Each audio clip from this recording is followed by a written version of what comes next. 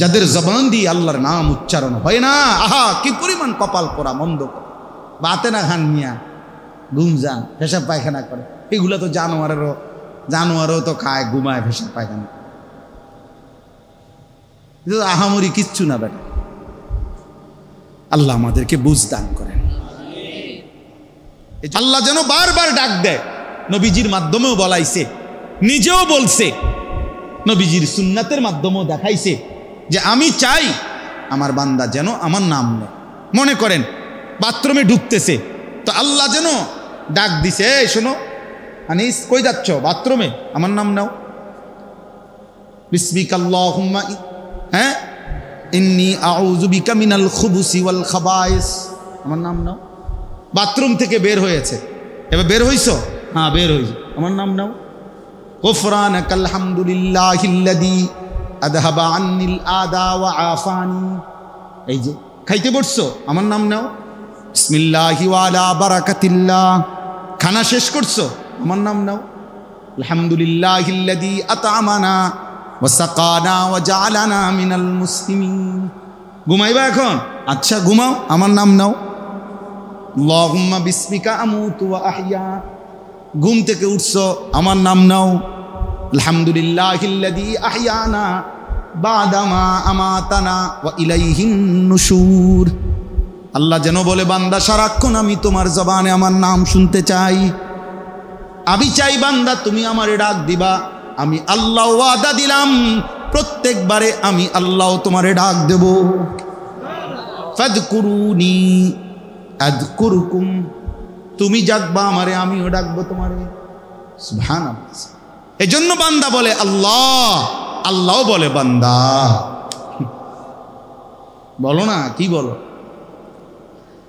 এজন্য কোনো বান্দা যখন আল্লাহর জিকির করতে থাকে, আল্লাহরে ডাকতে থাকে, তখন আল্লাহ বারবার বলে কিছু চাইবা, বলো কিছু চাইবা।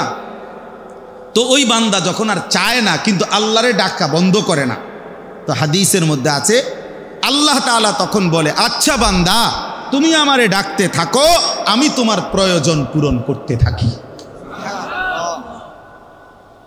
মান শাগালাহু যিকরি আন মাসআলাতি আ'তাইতুহু আফদালা মিম্মা উ'তিয়াস সাইলিন।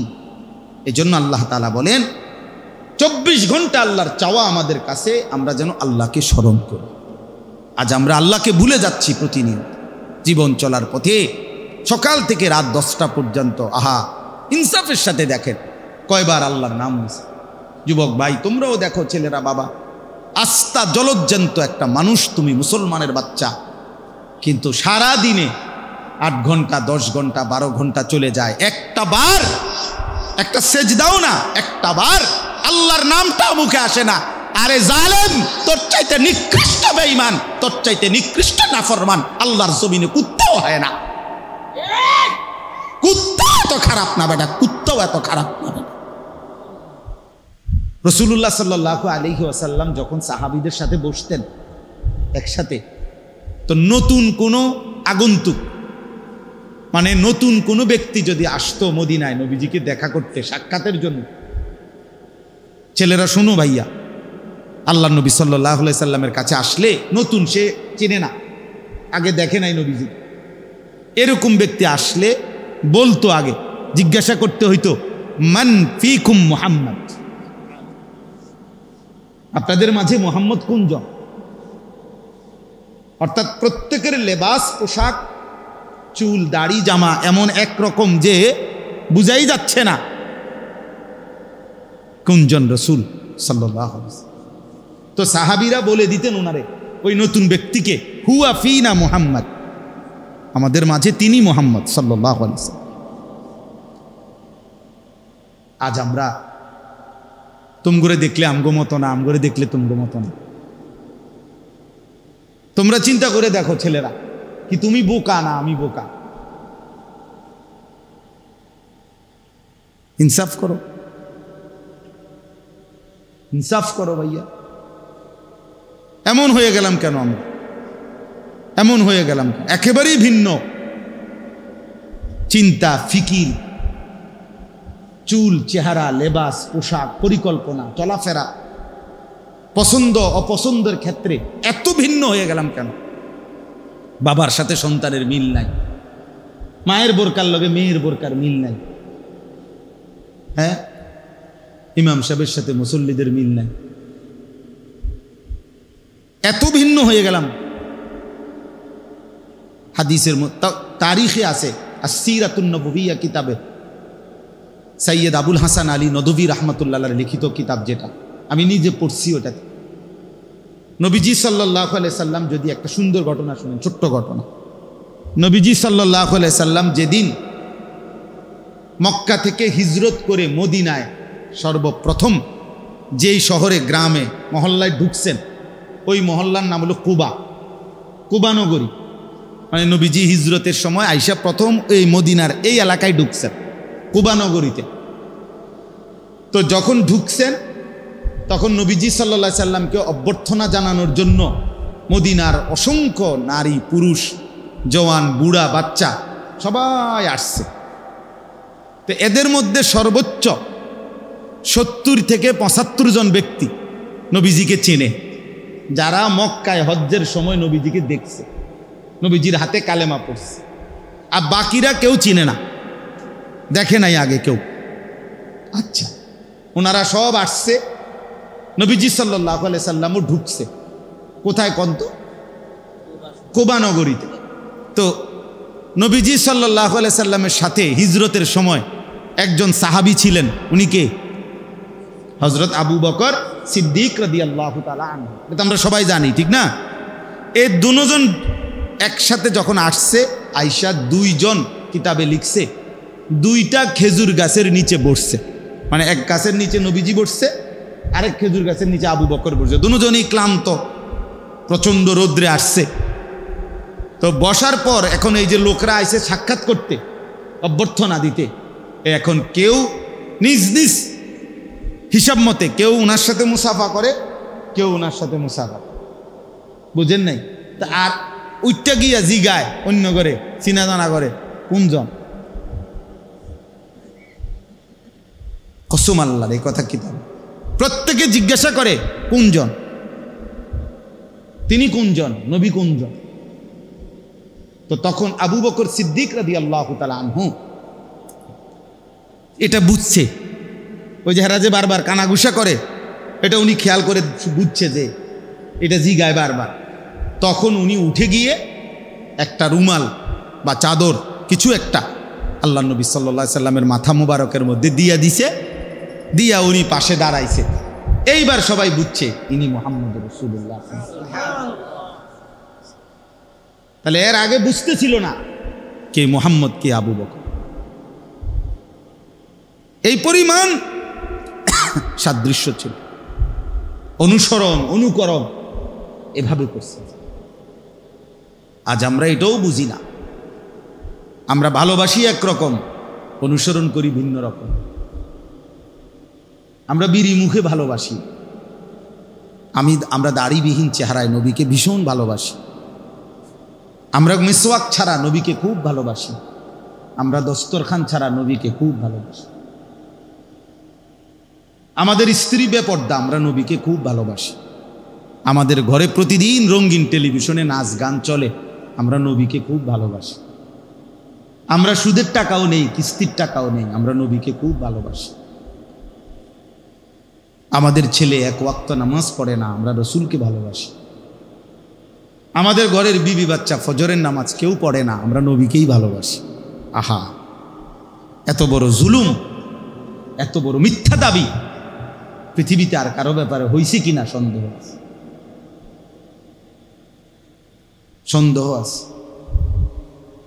ইনসাফের সাথে দেখেন, ইনসাফের সাথে দেখেন, পৃথিবীতে কোনো দল পার্টি, ওই দলের নেতা কর্মীরাও এরকম ভালোবাসা দেখাইছে কিনা নেতার প্রতি, এটারও নমুনা নাই, এটারও নমুনা। অথচ আমাদের ভালোবাসা এটা যে আমরা আমাদের মন মতো চলি, আমাদের খেয়াল খুশি মতো আমরা যা ইচ্ছা তাই করি, আর আমাদের জবানে উচ্চারণ হলো আমরা নবীকেই ভালোবাসি। এটা কিভাবে সম্ভব বলেন?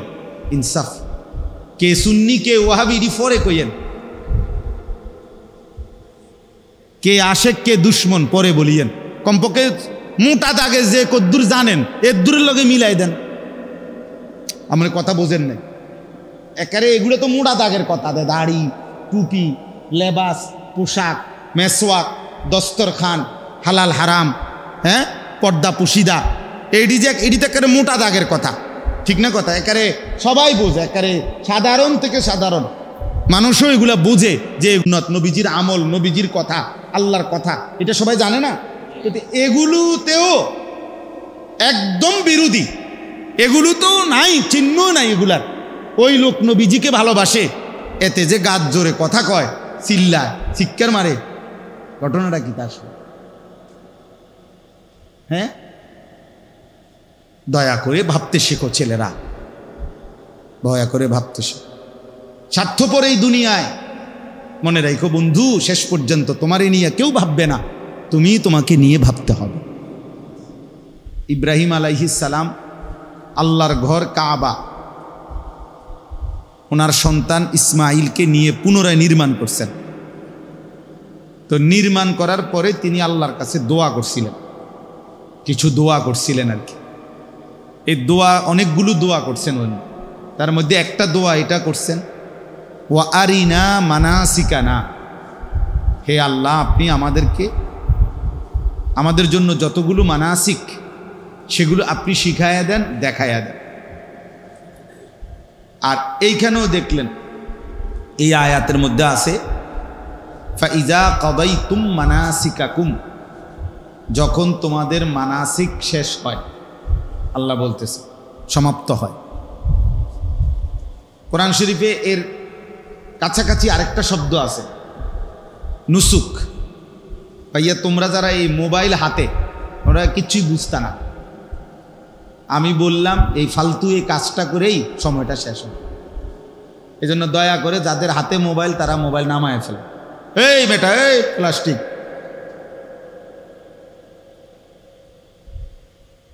কথা বলে হের আর আলগি দেয়।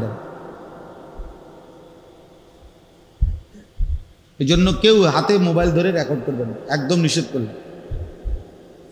পছন্দ না হলে চলে যান, না হলে আমি উঠাই দেবো। এখন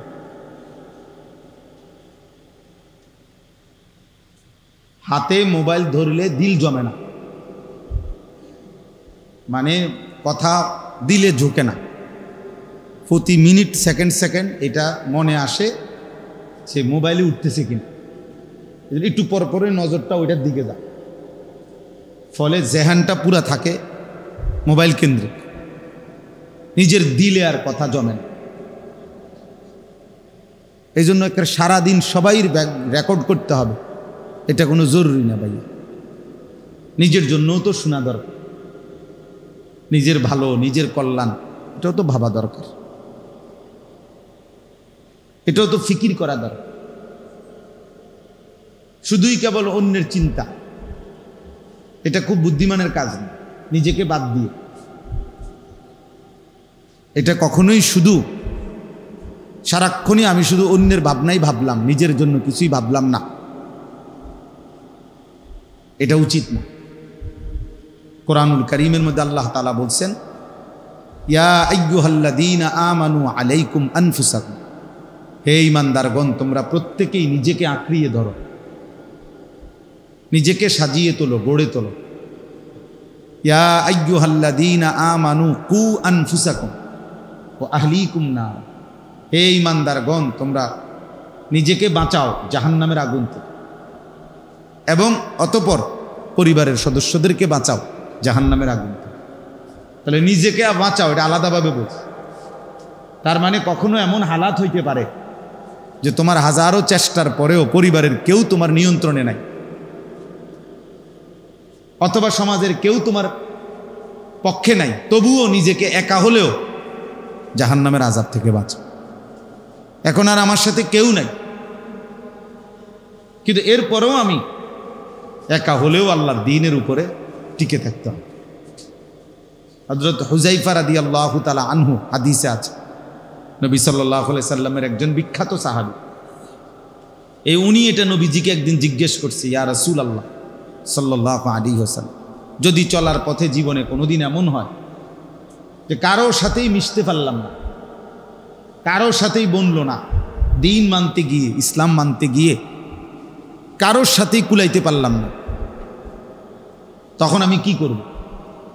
আল্লাহ নবী সাল্লাল্লাহু আলাইহি ওয়াসাল্লাম বলছে, ফাতাজিলিল ফিরাকা কুল্লাহা, সব দল ছেড়ে দিন, আর তুমি একা গাছের গোড়ালি শিকড়, বি আসলে শাজারাতিন, গাছের শিকড় গোড়ালি আঁকড়াইয়া ধরে হলেও একাই আল্লাহ দ্বীনের উপরে মজবুত থাকবে, একাই। হযরত আবু যর গিফারি রাদিয়াল্লাহু তাআলা আনহু, তিনি একজন সাহাবী ছিলেন, বিখ্যাত সাহাবী। ওনার একটা মত ছিল, এই একটা মত কোনো সাহাবী মেনে নেয় নাই, কেউ না, একবারে ওনার পক্ষে কোনো সাহাবী ছিল না ওনার এই মতের কারণে। মানে ওনার একটা মত ছিল, প্রয়োজনের অতিরিক্ত, আজকের একদিনের প্রয়োজনের অতিরিক্ত 1 টাকা জমা করে রাখা, এটাই হারাম, ওইটাই জাহান্নাম। উনি এত কঠিন ছিলেন এই সাহাবী। শেষ পর্যন্ত উসমান রাদিয়াল্লাহু তাআলা আনহু, দেখেন ওই যে আর ছোট বাচ্চা পাওয়া যায় না ভিডিও করার জন্য, এই অপদার্থ, সবচেয়ে বড় জালেম ওই জালেম, যে জালেম তার হাতে মোবাইলটা দিছে,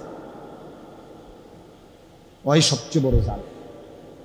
যদি বাপ হয় তো ওই বাপও জালেম, যদি ভাই হয় সেও জালেম, যে তার অবুঝ সন্তানকে মোবাইল হাতে দিয়ে ধ্বংস করে দিচ্ছে। এর চাইতে বড় নাফরমান জালেম সন্তানের জন্য, এর চাইতে বড় দুশ্মন আর কেউ হইতে পারে। কোন সন্তানের সবচেয়ে বড় দুশ্মন,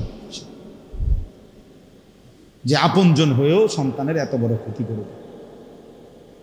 ফুলা কান্দে, এর লেগে মোবাইল দিচ্ছে। তো কানলে কি হয়েছে? কানলে মানুষ মরে যায়নি? আপনি শুনছেননি কোনোদিন কোনো বাচ্চা কানলে মরে গেছে? কানলে কি হয়েছে? তো কতক্ষণ ব্যয় ব্যয় করে থেমে যায় বাবা, কিন্তু শুধু কান্দে, ভাত খাইতে চায় না। তো ভাত নাইলে 2 লোকমা কম খাবে, কি হয়েছে? কি হয়েছে? অসুবিধা কি? আপনি যেই কোনো ডাক্তারকে দেখান, ডাক্তাররা বলে যে ভাত অনেক খাওয়া, স্বাস্থ্যবান হওয়া এটা জরুরি না, সে সুস্থ আছে, এবার হ্যাংলা হোক, এতে কোনো সমস্যা নেই। হে হ্যাংলা পাতলাই হোক, এটাকে একটা মোড়া তাজা হয়ে যেতে বা হাতির মতো, এটা এত জরুরি কিনা? আপনি জিজ্ঞাসা করেন ডাক্তারদেরকে, শিশু ডাক্তারদেরকে। তাইলে এই জন্য বললাম আফসোসের বিষয়, আফসোসের বিষয়। তো বলতেছিলাম হযরত ওসমান রাদিয়াল্লাহু তাআলা আনহুর জামানায় এই আবু যর গিফারি রাদিয়াল্লাহু তাআলা আনহু, কেউ ওনার মতের পক্ষে নাই।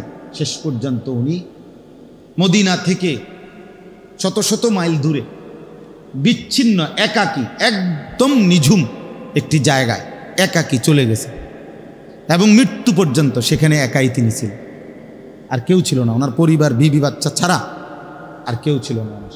একজন রাবাজা নামক একটি জায়গা। আমাদের কুমিল্লার একজন বড় আলেম আছে, হযরত মাওলানা মুফতি আমজাদ হোসাইন, মুরাদনগর বড় মাদ্রাসার মুহতামিম সাহেব। উনি এই বছর হজ্জের সফরে ওইখানে গেছে, আমার খুব ঘনিষ্ঠ মানুষ। তো আমারে বলল, কয় যে মাওলানা এই সময় আইসা গেছি যে বা গাড়িতে প্রাইভেট কারে যাওয়ার পরে পাহাড়ি অন্য এক ধরনের গাধা দিয়ে আরও কম পক্ষে 100-150 কিলো ভিতরে যাইতে হয়েছে, যেখানে কোনোভাবেই কোনো সিস্টেম, গাড়ি দিয়ে যাওয়ার সিস্টেম নাই ওনার কবরের কাছে। এইবার বুঝেন নাই কথাটা? মানে এখনো আইসা কি নাই, রাস্তা নাই, কোনো রাস্তা নেই। তো 1450 বছর আগে কি ছিল, 1200-1300 বছর আগে কি ছিল? তবুও তিনি একা চলে গেছে। এজন্য বললাম আর কি, নিজের ফিকির করা, নিজের ফিকির করা, নিজেকে ভুলে না যাও। এই পরিমাণ জনসেবা করলাম, জনসেবা করতে করতে জোহরও নাই, আসরও নাই, মাগরিবও নাই, ওটা জনসেবা করে। উনি মেল দরবার করতে আছে, 3টার সময় বইছে রাত 10টা পর্যন্ত। তার আর এই সুপারি গাছটা ঠিক করছে। শেষ পর্যন্ত সিদ্ধান্ত হয়েছে সুপারি গাছ কাটতে নিব, রাস্তা হইব দিয়া। এই আরই মাশাআল্লাহ বিশাল বড় কাজ হয়েছে। কিন্তু আসরও পড়ে নাই, মাগরিবও পড়ে নাই, আশার নামাজও পড়ে না। উনি সুপারি গাছ ঠিক করে। অনেক বড় সমাজ দরদি, মানব দরদি, কিন্তু নিজেকে ভুলে গেছে। আমার শায়েখ আল্লামা মুফতি মুশতাকুন নবী কাসিম শত শতবার আমারে বলছে, বহুবার, মৌলানা কোনো মাহফিলে যাইতে গিয়েও জামাত যেন না ছুটে, ওয়াজে যাইতে গিয়েও কি ছুটবে না, যেন জামাত না ছুটে। ও মাহফিল কিচ্ছুই তো না, 20 মিনিট দেরি হইবার, হ্যাঁ তারা কাবজাব করুক, হুজুর লোক যাইতেছে, যাই গিয়া যে যাইব বাকি যেগুন থাকবো ওরা শুনবে, ওনারা আরেকদিন এসে শুনবে। কথা বোঝেন নাই? আমরা গেছে গাড়ি, নাহলে 50 জন লোক চলে গেছে তো কি হয়েছে, 100 জন লোক চলে গেছে তো কি হয়েছে? এই হজ্জের সফরে আপনার, আমি তো আসছি মাত্র 2 দিন হয়েছে, মঙ্গলবার দিন সকালবেলা আসছি হজ থেকে। হজ্জের এই সফরে এই মনে করেন আপনার একসাথে রুমমেট, উনি আবার কইতেছে আমারে যে ভাই একটা কম্বল কিনুন, আপনি না গেলে হইতো না, এটা একটা কম্বল। একটা কম্বল কিনতে গিয়া এই লোকের লগে এই লোকটা মনে করেন মসজিদে হারামে জোহরও পড়ে নাই, আসরও পড়ে, 2 ওয়াক্ত নামাজ ছেড়ে দিছে। এটার লেগে একটা কি কিনা দিছে, কম্বল। কালার মিলাইছে, ওজন মিলাইছে, কেজি মিলাইছে, আটটু ডিফ আসেনি, আটটু লাইট আসেনি, বাইক দেখাইছে বেডিরে, ভিডিও কলে সাউসে কেরুম লাগে তোমারতে, 3টা কালার ফাটাইছি, ভিডিও কয় একটু 3টা না আরও আসছেনি, সান আরও 2টা দোয়া আনছেন। বাহ, খামখেয়াল। অথচ নামাজ ছুটে গেছে মসজিদে হারাম, জোহরের নামাজ। একটা সেজদা 1 লক্ষ, একটা রুকু 1 লক্ষ। কয় টাকার কম্বল কিনলা, কয় টাকার নেকি হারাইলা। খুব কঠিন হজ্জের এই সফরে আল্লাহর বান্দাদেরকে বুঝানো, খুব কঠিন, খুব খুব খুশি মুআল্লিম, আল্লাহর রহমতে হুজুর আল্লাহ আমগরে এমন মুআল্লিম ফান্ডা উদ্দাইন না খাওয়া, আল্লাহু আকবার। রুমেতে বাইরন লাগে না, নিচে মসজিদ, রুমের তলে। কত বড় নিয়ামত, মসজিদে হারামে 1 ওয়াক্ত নামাজ পড়ন লাগে না। আল্লাহ পাক এত বড় মুআল্লিম ওনারে দিছে, খুশি। ফান্ডা পর্যন্ত আনবে না, জর্দা লাগছে হুজুর, জর্দা হুদ্দাইন না দিছে। আর কি করতো মুআল্লিম, না আর কি করতো, জান দিয়া লাইতো। কিন্তু আমনেরে যে এমন জায়গাত নিয়ে রাখছে যেখানে আর মসজিদে হারামের নামাজের জামাত জুটে নাই কপালে, এইটা ওনার কোনো বিষয় না। ওনারা যে সুগারি এনে দিছে এটা উনি খুশি, জর্দা এনে দিছে এটাও খুশি। বুঝছেন নি আপনি হিসাবটা? শয়তানরে পাথর মারার টাইম হয় 12টা বাজে, পাথর মারা এলেছে 9টা বাজে, নিরিবিলি। দেখছেন বলে সবাই বোঝে না। এখন আইসেন দে কোনো আসেনি কোনো ঝামেলা, কি সুন্দরে পাথর মারা গেলাম। আরে কি সুন্দরে তো পাথর মারছেন, টাইমে তো হয়েছে না। খামখেয়ালি, খামখেয়ালি। এজন্য দোস্ত আজকে সময় কম, আমি এটা বুঝাইতে চাই যে ইসলাহি মজলিস, এই ছোট মজলিস খুব উপকারী। নিজের সংশোধন, নিজের ফিকির, নিজের ইমান, নিজের আমল, নিজের আখেরাত, নিজের কবর, নিজের যা পরকাল একান্তভাবে ভাবা, এটা আমাদের জন্য জিম্মাদার। ১৬ লক্ষ আম্বিয়া, নবী রসুল, আদম আলাইহিস সালাম থেকে নিয়ে আমাদের নবী পর্যন্ত সমস্ত নবী উম্মতের জন্য দিবানিশি কানছে, ফিকির করছে, দাওয়াত দিছে, চেষ্টা মেহনত করছে। কিন্তু এর পরেও আল্লাহর কসম একজন নবীও নিজেকে আলাদাভাবে নিজের কথা বলেন নাই, নিজের জন্য আলাদাভাবে ফিকির করছে, নিজের কথা মনে রাখছে আলাদা। যে নবী সাল্লাল্লাহু আলাইহি সাল্লাম 23 বছর উম্মতের জন্য কানছেন, সেই তিনিও আলাদাভাবে প্রত্যেক নামাজের ওয়াক্তে বলতেন, নামাজ শেষ করে 5 ওয়াক্ত নামাজে, আল্লাহুম্মা হাসিবনি হিসাবান ইয়াসীরা। আল্লাহ আমার হিসাব হাসরের ময়দানে সহজ করে দিন। নিজের কথা ভাবছে, নিজেরে কি করেন নাই বলেন, নিজেরে বাদ দেন। ইব্রাহিম আলাইহিস সালামের মতো নবী কোরআনে আছে, তিনি বলছেন রব্বি লা তুখজিনি ইয়াউমা ইউবাসুন, আল্লাহ হাসরের ময়দানে আমারে বেইজ্জতি করেন না। নূহ আলাইহিস সালামের মতো নবী 950 বছর যিনি মানুষকে আল্লাহর দিকে ডাকছেন, সেই তিনি পর্যন্ত বলছেন আল্লাহর কাছে রব্বিগফিরলি ওয়ালিওয়ালিদাইয়া ওয়ালিমান দাখালা বাইতিয়া মুমিনান ওয়ালিল মুমিনিনা ওয়াল মুমিনাত, আল্লাহ আমাকে মাফ করে দেন, আমার মা বাপকে মাফ করে দেন, এবং আমার দলভুক্ত যত মুমিন মুমিনাত তাদেরকেও মাফ করে দেন। কিন্তু নিজের কথা আলাদা বলছি কিনা বলেন, কথা বলেন না, নিজের কথা বলছি কিনা? এই জন্য প্রিয় ভাই নওজওয়ান, তোমাদেরও অনেকের মধ্যে মানব সেবার, মানুষের কল্যাণ করার মানসিকতা আছে, মাশাআল্লাহ, এটা ভালো গুণ, কোনোভাবে এটা দোষণীয় না। আমি বলি না মেল করেন, মিটিং করা, গরিব অসহায় দুঃখী মানুষের সেবা, মানবতার কল্যাণ নিঃসন্দেহে ভালো কাজ, উত্তম কাজ, মহৎ কাজ। কোরআন সুন্নাহ এটা উৎসাহিত করছে। কিন্তু নিজেকে ভুলে যাওয়া, ত্রাণ তো দিলা আজকে সকাল থেকে নিয়ে রাত পর্যন্ত, তো জোহর আসর মাগরিব এসা পড়ল না, কথা বোঝেন না? রক্ত তো দিলা এই 3 মাসে 3 জনেরে, আল্লাহকে সেজদা দিলা না কা? বোঝেন না? রক্তদান মহৎ কাজ করলেন, সেজদা দিলেন না যে? নামাজ পড়লেন না যে? নামাজ পড়লেন না কেন? এই জন্য নওজোয়ান ছেলেদেরকেও বলি ভাইয়া, এই মজলিসের মূল ফিকির হলো নিজের ফিকির। এক মজমায় এক বসায় মানুষ সব ঠিক করতে হবে, সব বলতে হবে, এটা জরুরি না। এটা কি না জরুরি? তাহলে নবী সাল্লাল্লাহু আলাইহি সাল্লাম একদিন বয়ান করে দিলেই সার্থক, তাহলে আর 23 বছর দরকার ছিল না। এক বসায় একদিনে ওয়াজ শুরু করিয়া 3 দিন টানা কইয়া যে আচ্ছা ঠিক আছে সব বলে দিলাম, এমনি এমনি চললো, অন আমি যাই, এরকম। তাহলে ইসলাহি মজলিসের মূল ফিকির হলো নিজের সংশোধন, ইসলাহে নফস, আত্মসংশোধন, আত্মশুদ্ধি, নিজের পরিবর্তন। আমরা প্রত্যেকেই এখানে আজকে এতটুকুই অনুরোধ, নিজের ফিকির করা চাই ভাইয়া। কিশোর নওজোয়ান তোমাদেরকেও বলি ভাইয়া, তোমরা ছেলেরা, অনেক ছেলে এখন নিজের হাতে নিজেরে তুলে নিছ,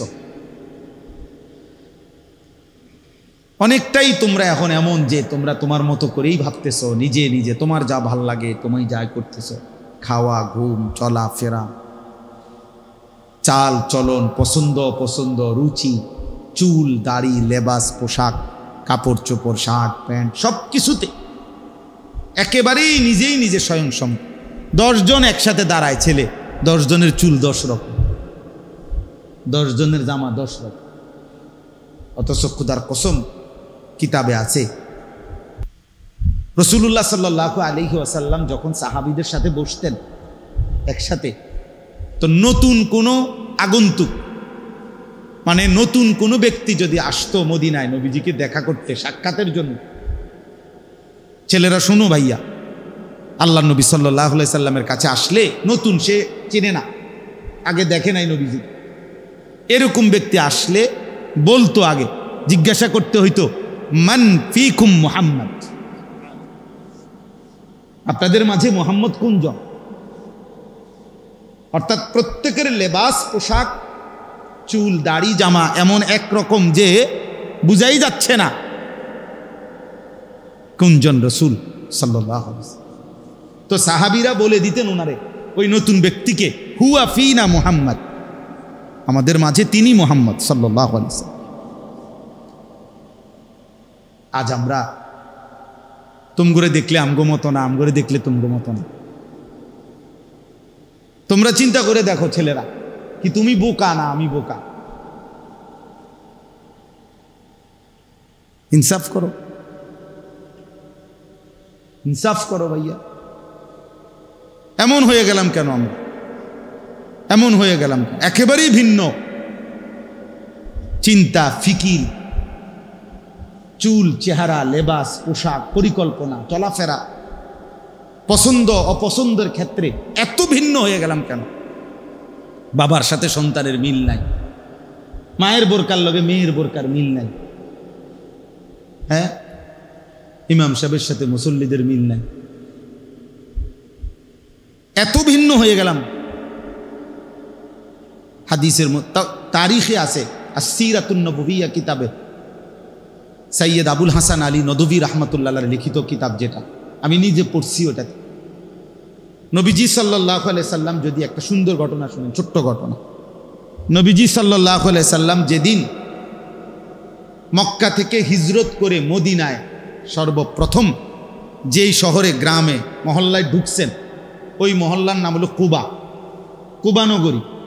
মানে নবীজি হিজরতের সময় আইসা প্রথম এই মদিনার এই এলাকায় ঢুকছেন, কুবা নগরীতে। তো যখন ঢুকছেন তখন নবীজি সাল্লাল্লাহু আলাইহি সাল্লামকে অভ্যর্থনা জানানোর জন্য মদিনার অসংখ্য নারী, পুরুষ, জওয়ান, বুড়া, বাচ্চা সবাই আসছে। তো এদের মধ্যে সর্বোচ্চ 70 থেকে 75 জন ব্যক্তি নবীজিকে চেনে, যারা মক্কায় হজ্জের সময় নবীজিকে দেখছে, নবীজির হাতে কালেমা পড়ছে। আর বাকিরা কেউ চিনে না, দেখে নাই আগে কেউ। আচ্ছা, ওনারা সব আসছে, নবীজি সাল্লাল্লাহু আলাইহি সাল্লামও ঢুকছে। কোথায় কন্ত? কুবা নগরীতে। তো নবীজি সাল্লাল্লাহু আলাইহি সাল্লামের সাথে হিজরতের সময় একজন সাহাবী ছিলেন, উনি কে? হযরত আবু বকর সিদ্দিক রাদিয়াল্লাহু তাআলা আনহু। এটা আমরা সবাই জানি, ঠিক না? এই দুজন একসাথে যখন আসছে, আয়েশা 2 জন কিতাবে লিখছে, 2টা খেজুর গাছের নিচে বসছে।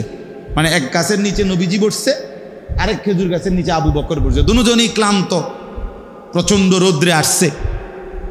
তো বসার পর এখন এই যে লোকরা আইছে সাক্ষাৎ করতে, অভ্যর্থনা দিতে, এখন কেউ নিজ নিজ হিসাব মতে, কেউ ওনার সাথে মুসাফা করে, কেউ ওনার সাথে মুসাফা করে, বুঝেন নাই?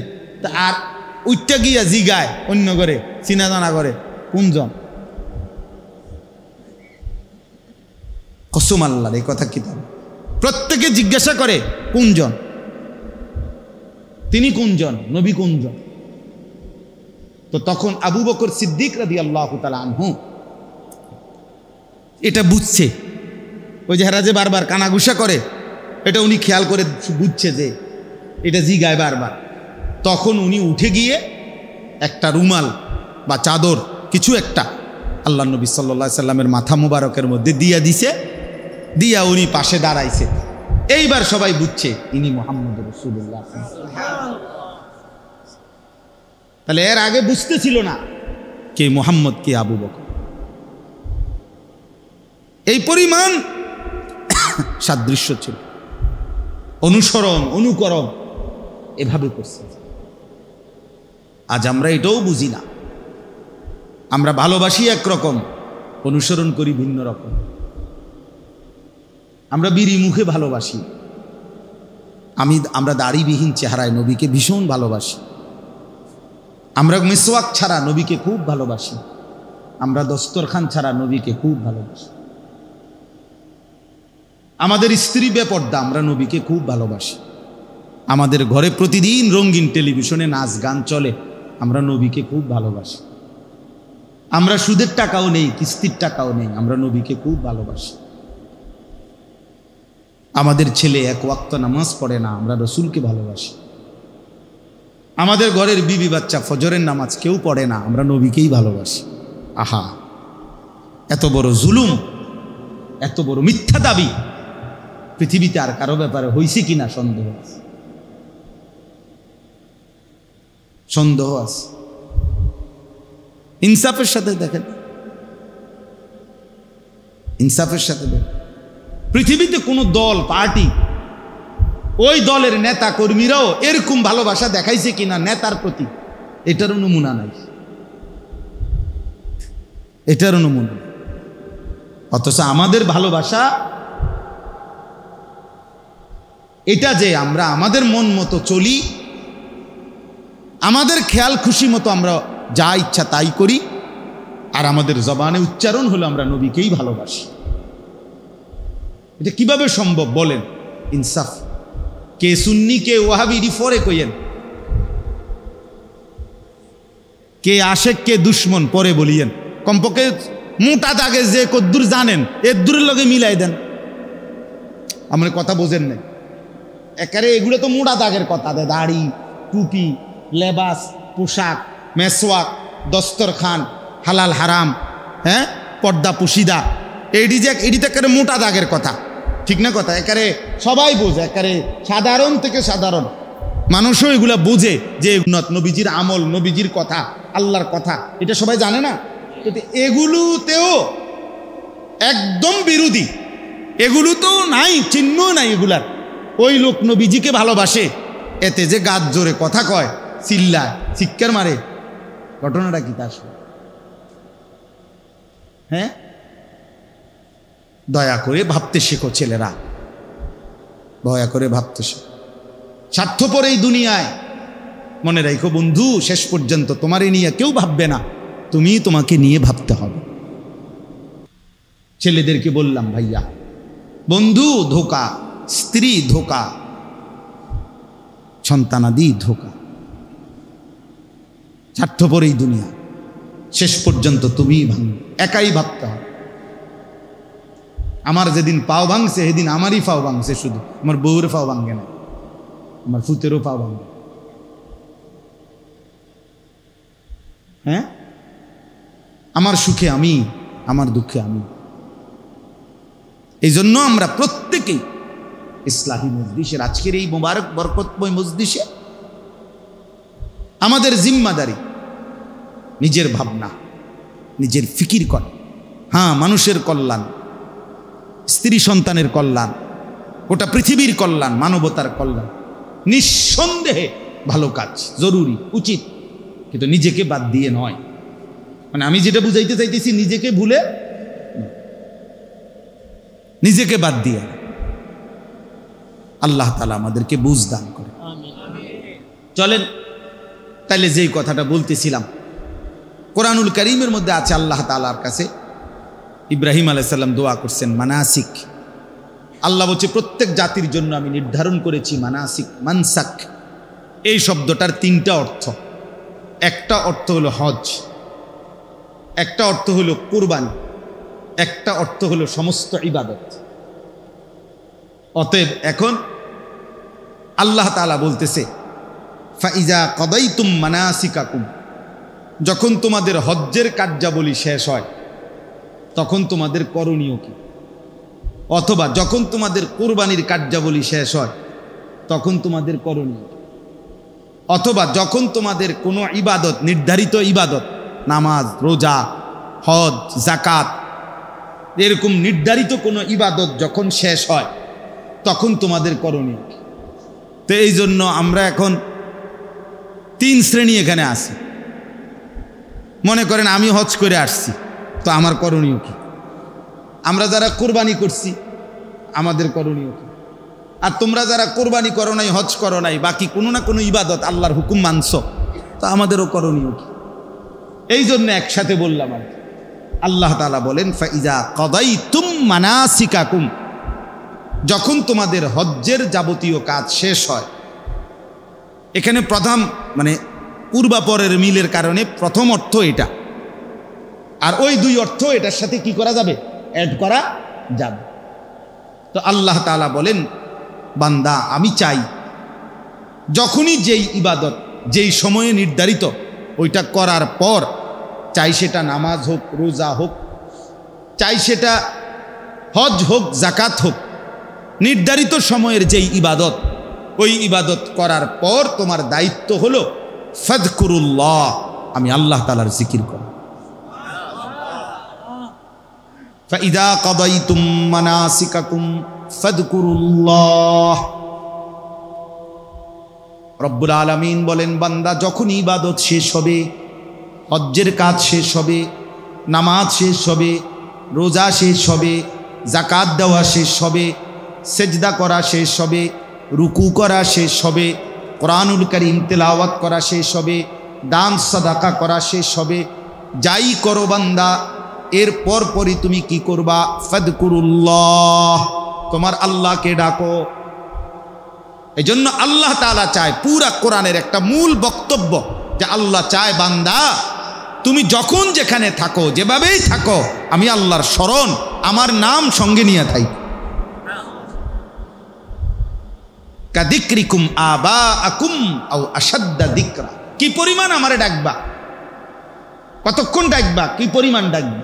আল্লাহ বলে সারাদিন নিজেরা, বাবা দাদা বংশধর, নিজের আশপাশের মানুষকে যে পরিমাণ ডাকাডাকি করো, ওই পরিমাণ আমি আল্লাহকে ডাকো, অথবা তার চাইতে বেশি পরিমাণে আমি আল্লাহকে ডাকো। আমরা মানুষ মাত্রই ডাক দেওয়া ছাড়া আমাদের জীবন চলবে না। মানুষ মাত্রই জীবন চলার পথে কাউকে না কাউকে তাকে ডাকতে হয়। হয় মাকে ডাকলাম, নয় বাবাকে, নয় স্ত্রীকে, নয় ছেলেকে, নয় মেয়েকে, নয় ভাইকে, নয় বোনকে, হ্যাঁ, নয়তো কাস্টমাররে ডাক দিলাম, নয়তো দোকানদাররে ডাক দিলাম, নয়তো অটোওয়ালারে ডাক দিলাম, নয়তো সিএনজিওয়ালারে ডাক দিলাম। মানে কেউ না কেউ চলার পথে আমরা জীবন চলতে গেলে সারাক্ষণই আমাদেরকে কি করতে হয়? ডাকাডাকি করতে। তো আল্লাহ বলেন সারাদিনে যত ডাকাডাকি করো বান্দা, কমপক্ষে ওই পরিমাণ আমি আল্লাহরে ডাকো, অথবা তার চাইতে বেশি পরিমাণ আল্লাহকে। এর চাইতে নিচে যেন না হয়, এর চাইতে কম যেন না হয়, এর চাইতে কম যেন। তার মানে আল্লাহ তাআলার মূল চাওয়া যে বান্দা যখন তুমি যেখানেই থাকো, আমার ইবাদত পালন করার পরে আমারে সঙ্গে নিও, আমার নাম স্মরণ করো। ফাইদা কুদিয়াতিস সালাতু ফান্তাশিরু ফিল আরদ ওয়াবতাগু মিন ফাদলিল্লাহ ওয়াযকুরুল্লাহা কাসীরা। এই যে আল্লাহ বলে যখন নামাজ শেষ হয় তুমি জমিনে ছড়িয়ে পড়ো, আমার দেওয়া রিজিক তালাশ করো, মানে যার যে কর্ম ওই কর্মে লেগে যাও, তবে ওয়াযকুরুল্লাহা কাসীরা, বেশি বেশি আল্লাহকে স্মরণ করো। লাআল্লাকুম তুফলিহুন, নিশ্চিত তাহলে সফল হবে, কামিয়াব হবে, কৃতকার্য হবে, জান্নাতি হবে। তাহলে নামাজ শেষ করে বান্দার করণীয় কি? আল্লাহর জিকির। বলেন না, বান্দার করণীয় কি? আল্লাহ। হজ শেষ করে বান্দার করণীয় কি? আল্লাহর জিকির। কোরআনুল কারীমে আছে ওয়ালি তুকমিলুল ইদ্দাতা ওয়ালি তুকাব্বিরুল্লাহ আলা মা হাদাকুম। গুনে গুনে গুনে গুনে পুরা রমজান মাস রোজা আদায় করো, এবং পুরা মাস যখন শেষ হবে, ঈদের চাঁদ উঠবে, এবার আমি আল্লাহর তাকবীর, আল্লাহু আকবারের ধ্বনি বুলন্দ করো, উঁচা করো। এজন্য আমরা ঈদুল ফিতরের দিন কি পড়ি? আল্লাহু আকবার, আল্লাহু আকবার, লা ইলাহা ইল্লাল্লাহু, আল্লাহু আকবার, আল্লাহু আকবার, ওয়ালিল্লাহিল হামদ।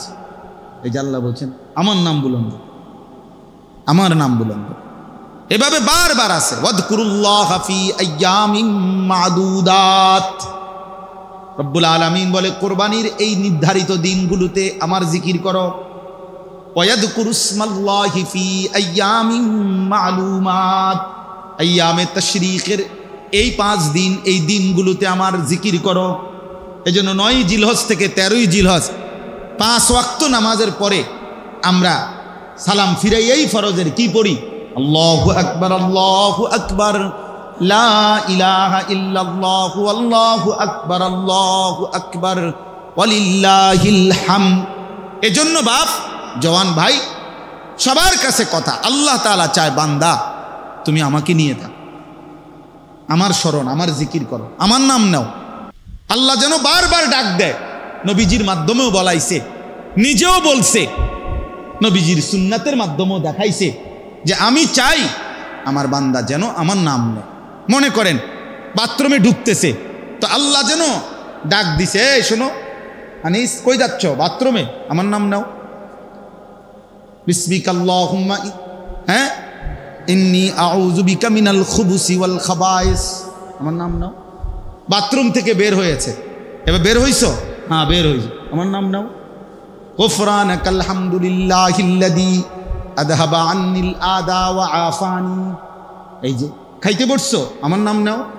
বিসমিল্লাহি ওয়া আলা বারাকাতিল্লাহ।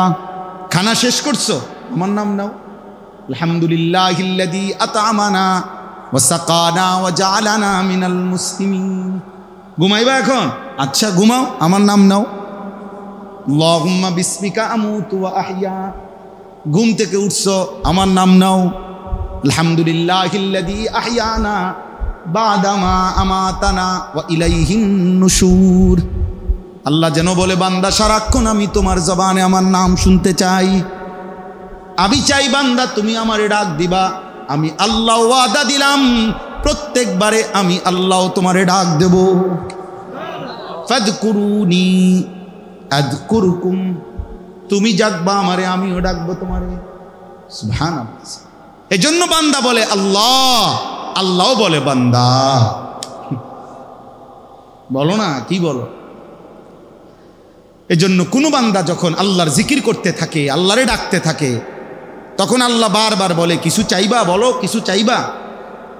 তো ওই বান্দা যখন আর চায় না, কিন্তু আল্লাহরে ডাকা বন্ধ করে না, তো হাদিসের মধ্যে আছে আল্লাহ তাআলা তখন বলে, আচ্ছা বান্দা তুমি আমারে ডাকতে থাকো, আমি তোমার প্রয়োজন পূরণ করতে থাকি। মান শাগালাহু যিকরি আন মাসআলাতি আ'তাইতুহু আফদালা মিম্মা উ'তিয়াস সাইলিন। এজন্য আল্লাহ তাআলা বলেন 24 ঘন্টা আল্লাহর চাওয়া আমাদের কাছে, আমরা যেন আল্লাহকে স্মরণ করি। আজ আমরা আল্লাহকে ভুলে যাচ্ছি প্রতিনিয়ত জীবন চলার পথে। সকাল থেকে রাত 10টা পর্যন্ত, আহা ইনসাফের সাথে দেখেন কয়বার আল্লাহর নাম নিছে। যুবক ভাই তোমরাও দেখো, ছেলেরা, বাবা, আস্থা জলজ্জান্ত একটা মানুষ, তুমি মুসলমানের বাচ্চা, কিন্তু সারা দিনে 8 ঘন্টা 10 ঘন্টা 12 ঘন্টা চলে যায়, একটা বার একটা সেজদাও না, একটা বার আল্লাহর নামটা মুখে আসে না। আরে জালেম, তোর চাইতে নিকৃষ্ট বেঈমান, তোর চাইতে নিকৃষ্ট নাফরমান আল্লাহর জমিনে কুত্তাও হয় না। কুত্তা এত খারাপ না বেটা, কুত্তাও এত খারাপ না বেটা, তুই কুত্তার চাইতে খারাপ বেটা।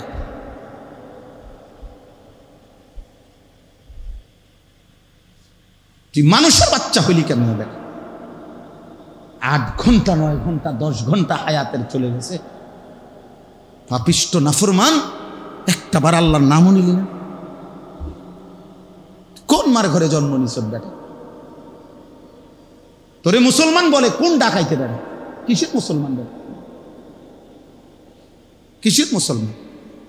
জীবন মানেই শুধু নারীর লোভী, জীবন মানেই শুধু মোবাইল, জীবন মানেই শুধু নর্তকী। সারাদিন বেড়ি দিয়ে কিতা করবা? মনে করো দিলুয়ারি বেড়ি তোমার একটা, এটা দিয়ে কিতা করবা? সারাদিন ইয়েতে বেড়ে লইয়া, আর কাম নাই মানুষের। পাগল, মাথা খারাপ, মাতাল ছাড়া আর কিছু নাকি বলেন না? বেড়ি দিয়ে বুঝি সারা জীবন মানুষের, আর কাম নাই দুনিয়াতে আমার। আমি বুঝি সারাদিন আইসি দুনিয়ার বেড়ির লোকে উঠতেতাম। এটা তো একটা জরুরত, শাহওয়াত, সেটা তো আল্লাহ তাআলা হালাল বিবাহের মাধ্যমে পূরণের ব্যবস্থা রাখছেন কিনা বলে। তো সেটার জন্য সারাদিন ব্যস্ত থাকা, সারাদিন নারী, সারাদিন ছবি, সারাদিন উলঙ্গ দৃশ্য। আস্তাগফিরুল্লাহ, আস্তাগফিরুল্লাহ, আস্তাগফির। প্রিয় সন্তান আমার, ছেলেরা আমার, বাবারা আমার, ইনসাফের সাথে ভাবেন, ইনসাফের সাথে যারা নামাজ পড়েন না, কেন পড়েন না? যাদের জবান দিয়ে আল্লাহর নাম উচ্চারণ হয় না, আহা কি পরিমাণ কপাল পোড়া, মন্দ বাতে না খান মিয়া, ঘুমজান, পেশাব পায়খানা করে, এগুলো তো জানোয়ারও তো খায়, ঘুমায়, পেশাব পায়খানা। আহামরি কিচ্ছু না বেটা। আল্লাহ আমাদেরকে বুঝ দান করেন। এজন্য আল্লাহ বলেন মানুষ 2 রকম। ফামিনান নাসি মান ইয়াকুলু রাব্বানা আতিনা ফিদ দুনিয়া, কিছু মানুষ আছে এমন যাদের দিবানিশি এক কথা, আল্লাহ যা দিবেন আমারে দুনিয়ায় দেন। আল্লাহ বলেন ঠিক আছে দেব দুনিয়ায়, তবে শুনে নাও ওয়ামা লাহু ফিল আখিরাতি মিন খালাক, আখিরাতে কিন্তু তোমার জন্য কোনো অংশ নাই। ঠিক আছে নাও, ভাত তরকারি তো ঠিক আছে, দোতলা বিল্ডিং হইলেই তো চলবে, আচ্ছা করো। বিয়ে করলেই তো সারবো, ঠিক আছে বিয়ে করো। বিদেশ যাইতে চাও, এই তো ঠিক আছে যাও, ঠিক আছে দিলাম দুনিয়া।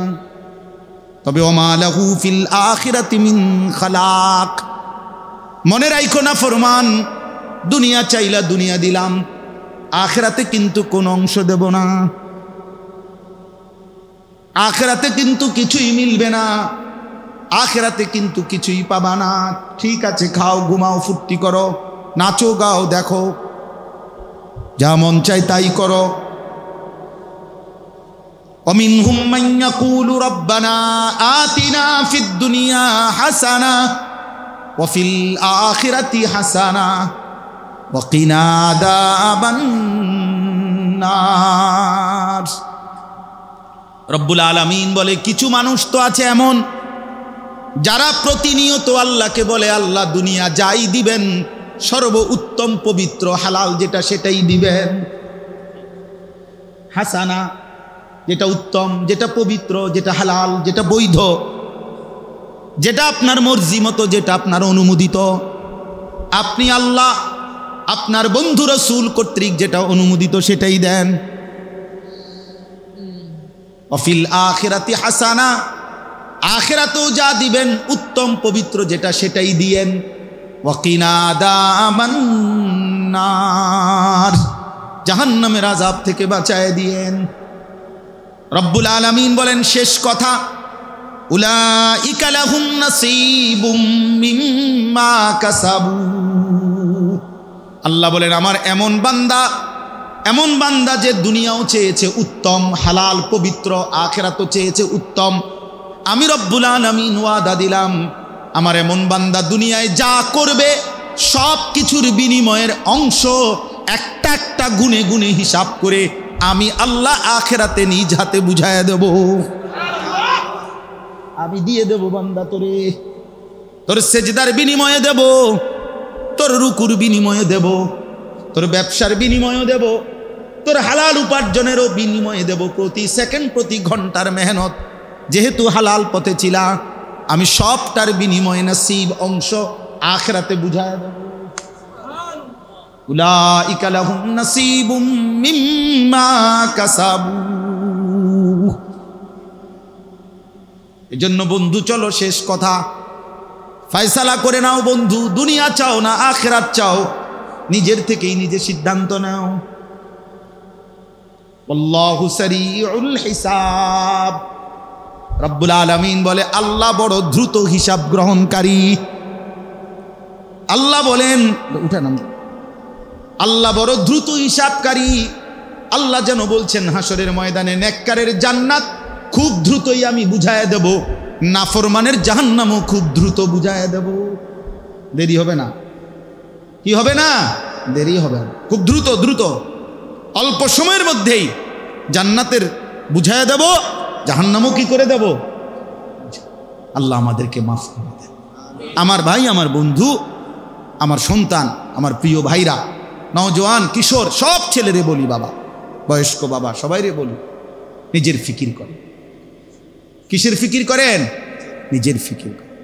দিনকে ভালোবাসেন, আল্লাহকে ভালোবাসেন, রাসূলুল্লাহ সাল্লাল্লাহু আলাইহি সাল্লামকে ভালোবাসেন, কোরআনকে ভালোবাসেন, আখিরাতকে ফিকির করেন।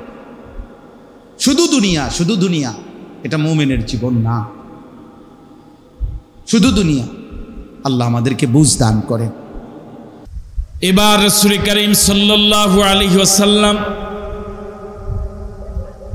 প্রকাশ্যে দাওয়াত দেওয়া শুরু করলেন।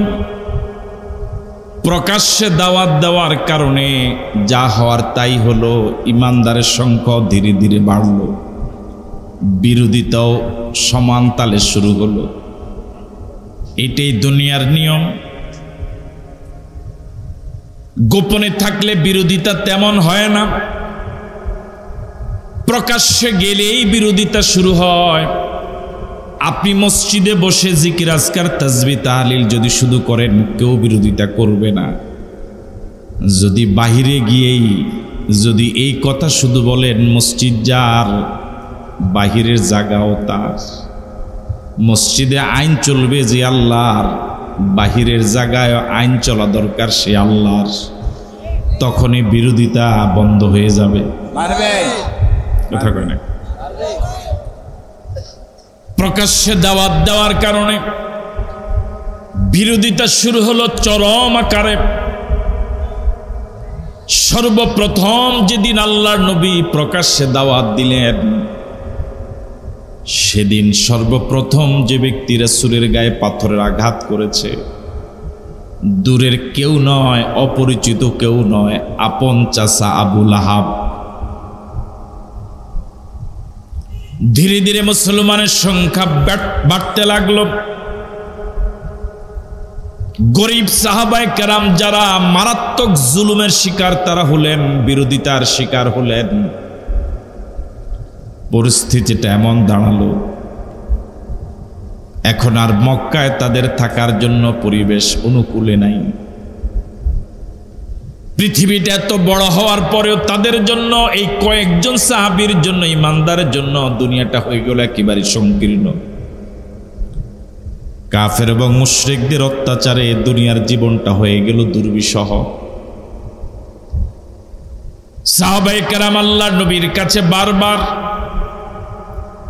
কাফের এবং মুশরিকদের চরম জুলুমের কথা বলছিলেন। একদিন আল্লাহর নবী কাবার পাশে শোয়া অবস্থায় হযরত খাব্বাব ইবনুল আরিত রাদিয়াল্লাহু তাআলা আনহু রাসূলের কাছে এসে বললেন, ইয়া রাসূলুল্লাহ, ওদের অত্যাচারে তো আর থাকা যায় না, ঘরে থাকতে পারি না, ধরে নিয়ে মারে।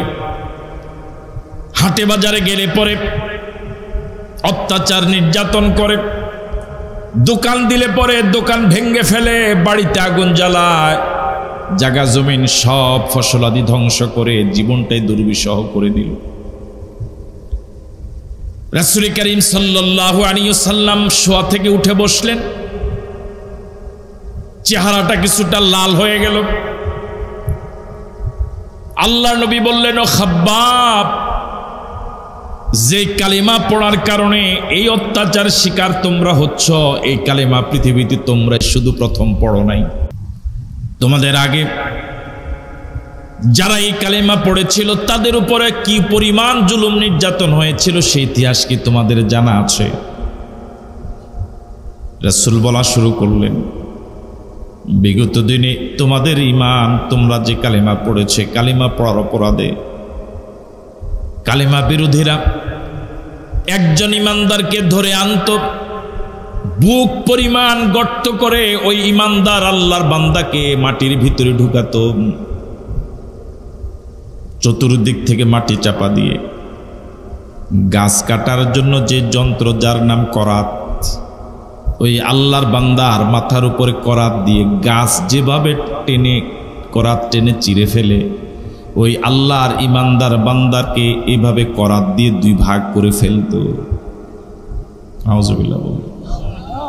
রাসূল বললেন, এরকম নির্যাতন জীবন্ত মানুষটাকে দুই ভাগ করার পরও ঈমান থেকে দূরে সরাতে পারে নাই। এরপর রাসূল বললেন, খাব্বাব শোনো, বিগত দিনে এরকম ইমানদার বান্দার প্রতি জুলুম হয়েছে।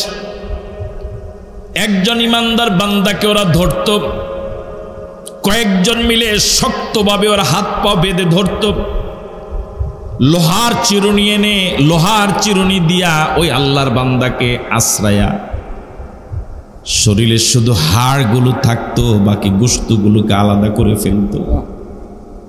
এরকম জুলুম নির্যাতন করার পরেও ইমানদার বান্দাকে ঈমান থেকে দূরে সরাতে পারে না। ও খাব্বাব, আমি নবী কথা দিচ্ছি, এমন একটা সময় আসবে, খুব বেশি দিন নয়, খুব বেশি দূরে নয়, যেদিন সানা থেকে হাজারামাউত পর্যন্ত তৎকালীন আরবের দুই প্রান্ত সীমা, আমাদের বাংলাদেশের যেমন টেকনাফ থেকে তেতুলিয়া, রূপসা থেকে পাথুরিয়া, তখন আরবের দুই প্রান্ত সীমা সানা থেকে হাজারামাউত, সুদীর্ঘ পথ। আল্লাহ নবী বললেন, সানা থেকে হাজারামাউত পর্যন্ত রাতের গভীর অন্ধকারে চাঁদের সৌন্দর্যকে হার মানা এরকম সুন্দরী নারী, রূপসী ষোড়শী নারী। এবার রাসূল বললেন, রাতের অন্ধকারে চাঁদের সৌন্দর্যকে হার মানা এরকম সুন্দরী নারী একাকী হেঁটে যাবে, ওই নারীর দিকে কোনো দুষ্ট ছেলে খারাপ নজরে তাকাবার সাহস পাবে না, এরকম একটা সময় উচিরেই আসবে। তোমরা বড্ড তাড়াহুড়া করছো।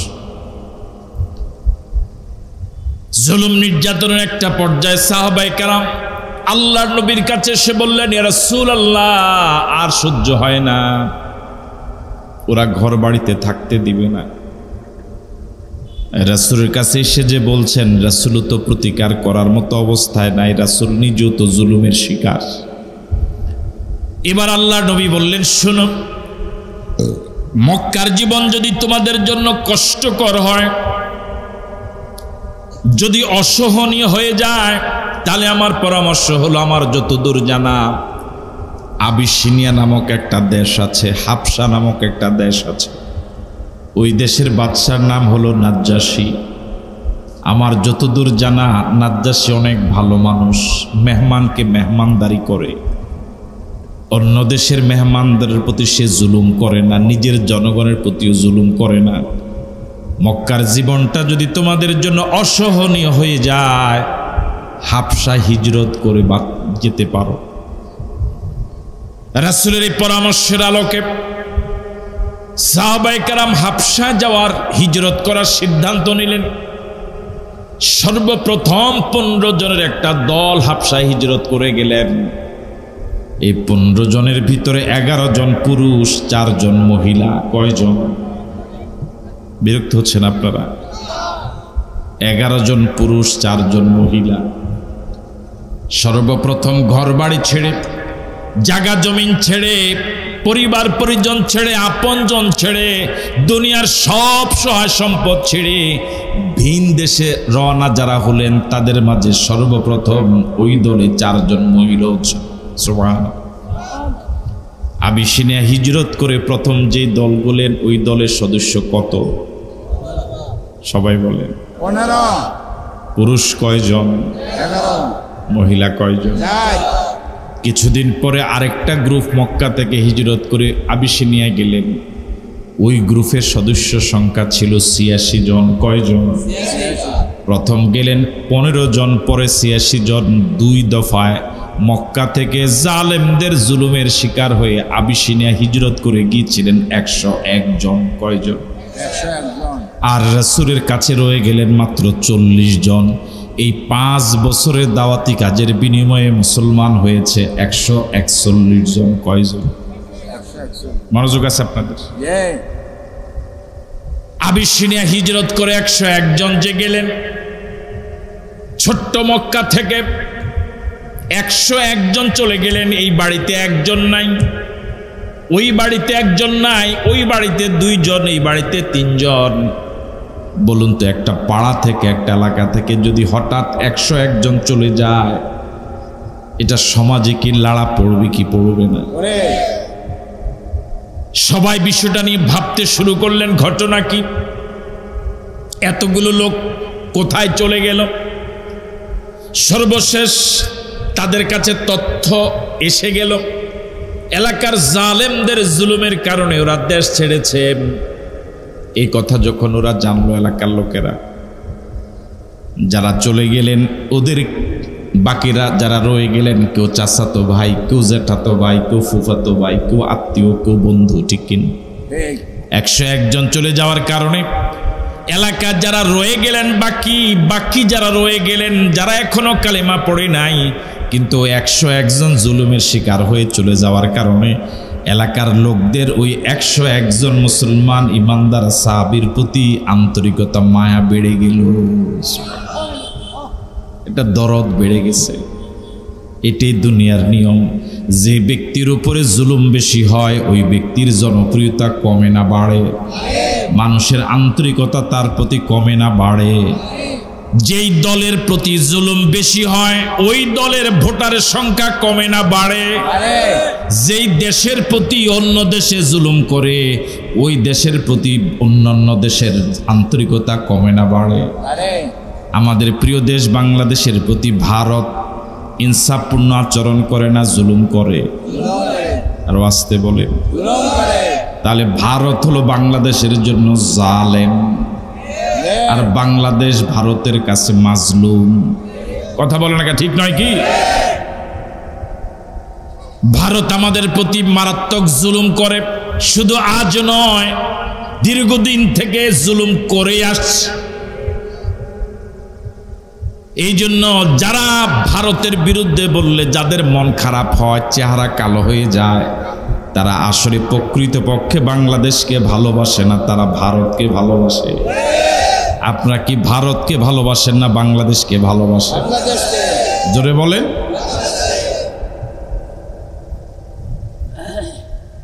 যে দলের উপরে জুলুম হয় ওই দলের আন্তরিকতা বেড়ে যায়, ওই দলের সমর্থক বেড়ে যায়, ওই দলের ভোটার বেড়ে যায়। এটাই স্বাভাবিক নিয়ম, ঠিক কিনা? এটার প্রমাণ সমাজে আছে না নাই? আছে। টের পাচ্ছেন আপনারা? মক্কার কাফের এবং মুশরিকের এবার সিদ্ধান্ত নিল, এতদিন এদেরকে মারত। যারা মারে, মারার মধ্যে একটা মজা আছে, বুঝেন নাই?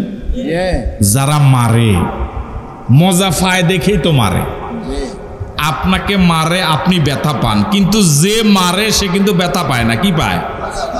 কথা বলে না কেন? মজা। এখন এই 101 জন চলে যাওয়ার কারণে, হাতছাড়া হয়ে যাওয়ার কারণে মায়ের যে মজা, মায়ের দেওয়ার যে মজা, এই মজা কি আর পাচ্ছে?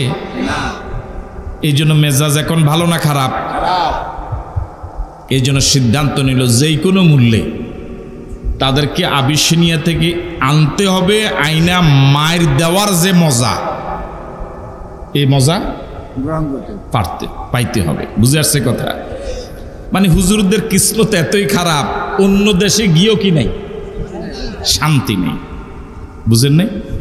দেশে থাকলেও বিরোধিতা, হিজরত করে আরেক জায়গায় গেলেও বিরোধী। এবার মক্কার কাফের এবং মুশরিকরা, মাতবারেরা, নেতারা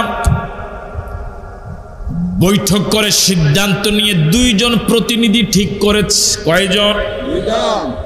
একজন হলো আবু জেহেলের ভাই, আরেকজন হলেন জাফর ইবনে আবি তালেব। জাফর ইবনে আবি তালেব রাদিয়াল্লাহু, ভুল বলেছি,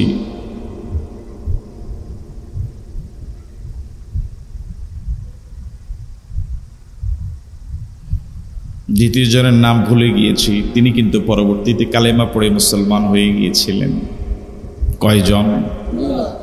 এই 2 জনকে প্রতিনিধি ঠিক করে আবিসিনিয়া পাঠালো মক্কার সরকার। যাওয়ার সময় 2 জনের কাছে মোটা অঙ্কের ঘুষ দিল আবিসিনিয়ার বাদশাকে দেওয়ার জন্য। কি দেওয়ার জন্য? হাদিয়া না ঘুষ? ঘুষের প্রচলন বাংলাদেশে নাই? জোরে বলেন, আছে? আচ্ছা, আপনাদের এলাকায় কোনো হুজুর ঘুষ খাইছে এরকম কোনো প্রমাণ আছে? কথা কয় না কেন? যারা ঘুষ খায় আপনারা আবার ওদের পিছনে, ওদের পক্ষে মিছিলও করেন, ঠিক নয় কি? সুতরাং কপাল আপনাদের ভালো হবে আর করতে। মোটা অঙ্কের ঘুষ দিয়ে 2 জনকে পাঠানো হলো আবিসিনিয়ার বাদশার কাছে। বাদশার কাছে নিজের পরিচয় দেওয়ার পর এবার ওই 101 জন আল্লাহর বান্দা, নবীর উম্মত, সাহাবী, আল্লাহর ইমানদার বান্দার ব্যাপারে ওরা কথা বলা শুরু করেছে বাদশার কাছে। দেখুন কথাটা কিভাবে শুরু করেছে, মিথ্যা দিয়ে। বলছে, জাহাপনা, আমাদের এলাকা থেকে 101 জন আপনার এলাকায় চলে এসেছে গোপনে। ওরা এত খারাপ, আমাদের দেশটারে জ্বালাইয়া খাইছে, এখন আপনার দেশে আসছে জ্বালাইতে। নাউজুবিল্লাহ বলবেন? সত্য বলছেন না মিথ্যা বলছেন? কত পার্সেন্ট? 100%। আপনারা তো 100% জবাব দেননি। কত পার্সেন্ট? কত আনা? কত আনা? আল্লাহর বান্দাদের বিরুদ্ধে, সত্যিকার ইমানদারদের বিরুদ্ধে এরকম মিথ্যা কথা বলার মতো লোক আগে ছিল, এখন আর নাই। আছে? ডাহা মিথ্যা কথা। আমার ভাইয়ারা, এই 2 জন প্রতিনিধি আবিসিনিয়ার বাদশা নাজ্জাশীর কাছে গিয়ে বলল, আমরা আপনার হিতাকাঙ্ক্ষী, আমরা আপনার একান্ত লোক, কল্যাণকামী, আমরা চাই আপনি শান্তিতে থাকেন। কি মায়া! কথা বুঝেন? এই 101 জনে জ্বালাইছে আমগরে জ্বালাক, আপনারে না জ্বালাক। কি মায়া! বুঝেন নাই কথা? আমাদের দেশের অন্য ধর্মের যারা আছে তাদেরকে এরকম হাওয়া দিয়া ফার্ম দিয়া তাদেরকে মাঠে নামায়, কথা কয় না কেন? এরকম ফার্ম দেয় যে আমরাই তোমাদের একমাত্র হিতাকাঙ্ক্ষী।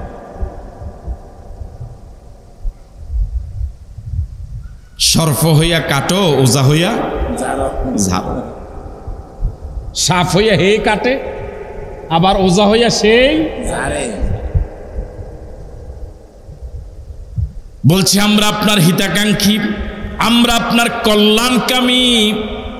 এই 101 জন আমাদের দেশের দেশ বিরোধী, ওরা সন্ত্রাসী, ওরা স্বাধীনতা বিরোধী, ওরা আমাদের দেশটাকে জ্বালায়া খাইছে, এখন আপনার দেশে আসছে জ্বালাইতে। ওরা জ্বালাইছে এতদিন আমাদেরকে জ্বালাক।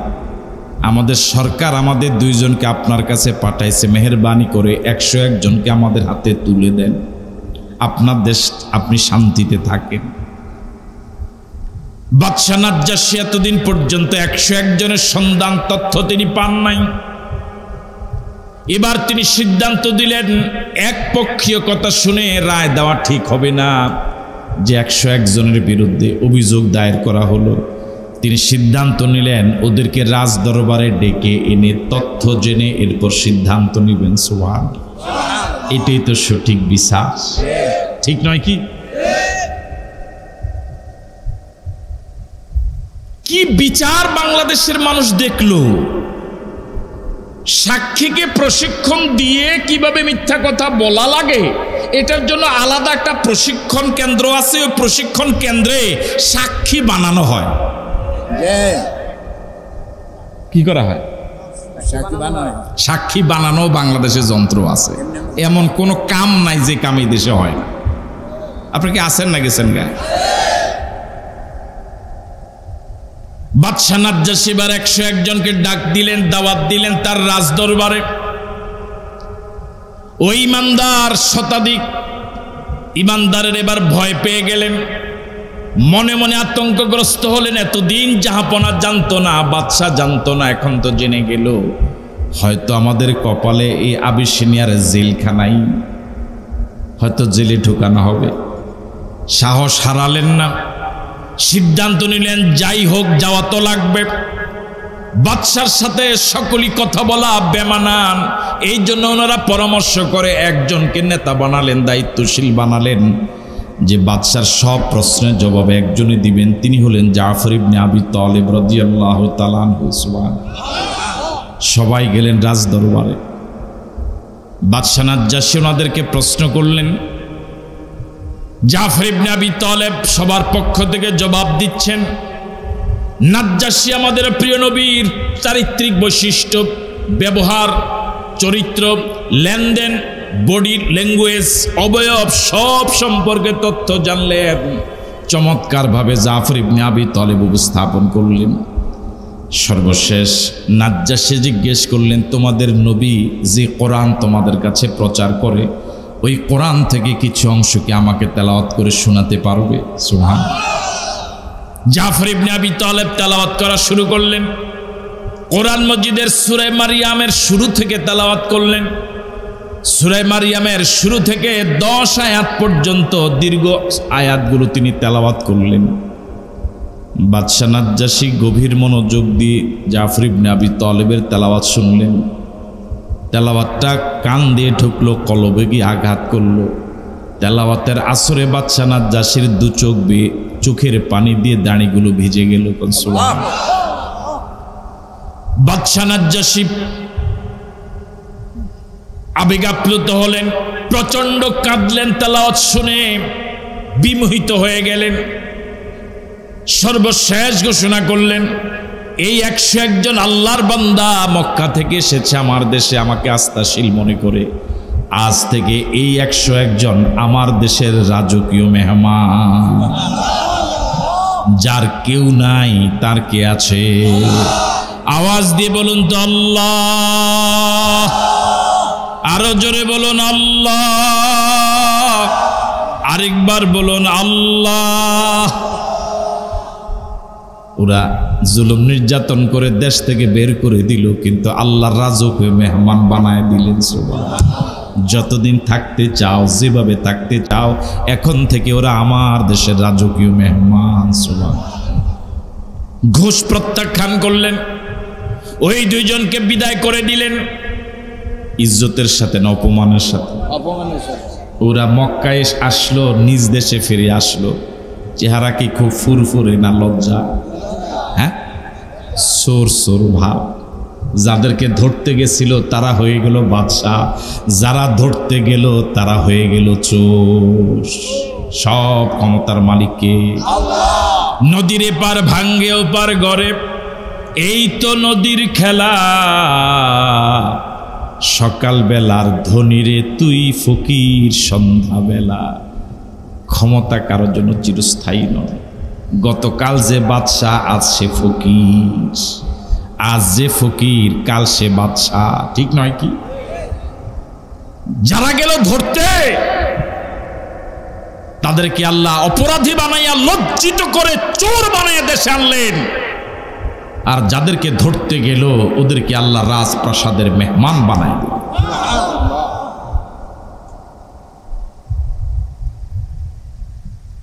মনোযোগ আছে আপনাদের? রাসূলের বয়স ৪৫ পার হলো। এবার তৃতীয় পর্ব ৪৬, ৪৭, ৪৮, ৪৯, ৫০। জুলুম নির্যাতনের মাত্রা আরো বেড়ে গেল। একটা পর্যায়ে মক্কার কাফের এবং মুশরিকেরা প্রিয় নবীর চাচা আবু তালেবকে প্রস্তাব দিল, মুহাম্মদকে আমাদের হাতে তুলে দাও। যদি মুহাম্মদকে আমাদের হাতে তুলে না দাও তাহলে তোমাদেরকে জেলে ঢুকানো হবে। জেলের ভয় আল্লাহ বিরোধীরা আগেও দিয়েছে, এখনো দিচ্ছে, ভবিষ্যতেও দিবে। অস্ত্রই একটা, সেটা হলো কি? জেল। আবু তালেব আল্লাহর নবীকে প্রিয় ভাতিজাকে ওদের হাতে তুলে দেন নাই।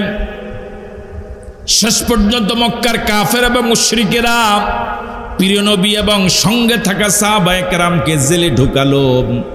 শাবে আবি তালেবে ৩ বছর আল্লাহর নবী জেলে ছিলেন। কয় বছর? ৩ বছর জেলে ছিলেন। এটা রাসূলের সাথে বংশের কারণে, কুরাইশ বংশের এরকম অনেক নারী পুরুষ শিশু ছিল যারা ঈমান আনে নাই, শুধু বংশের কারণে। কাফের এবং মুশরিকেরা লেনদেন বন্ধ করে দিল, বেচাকেনা বন্ধ করে দিল। সাহাবায়ে কেরাম এরকম কঠিন জীবনযাপন শুরু করলেন। খাদ্য নাই, পানীয় নাই, গাছের পাতা খেয়ে জীবনযাপন করা লাগলো। এভাবে ১ বছর নয়, ২ বছর নয়, ৩ বছর জেলে ছিলেন। তৃতীয় বছর পার হয়ে যাচ্ছিল, শেষ বছর জেলের।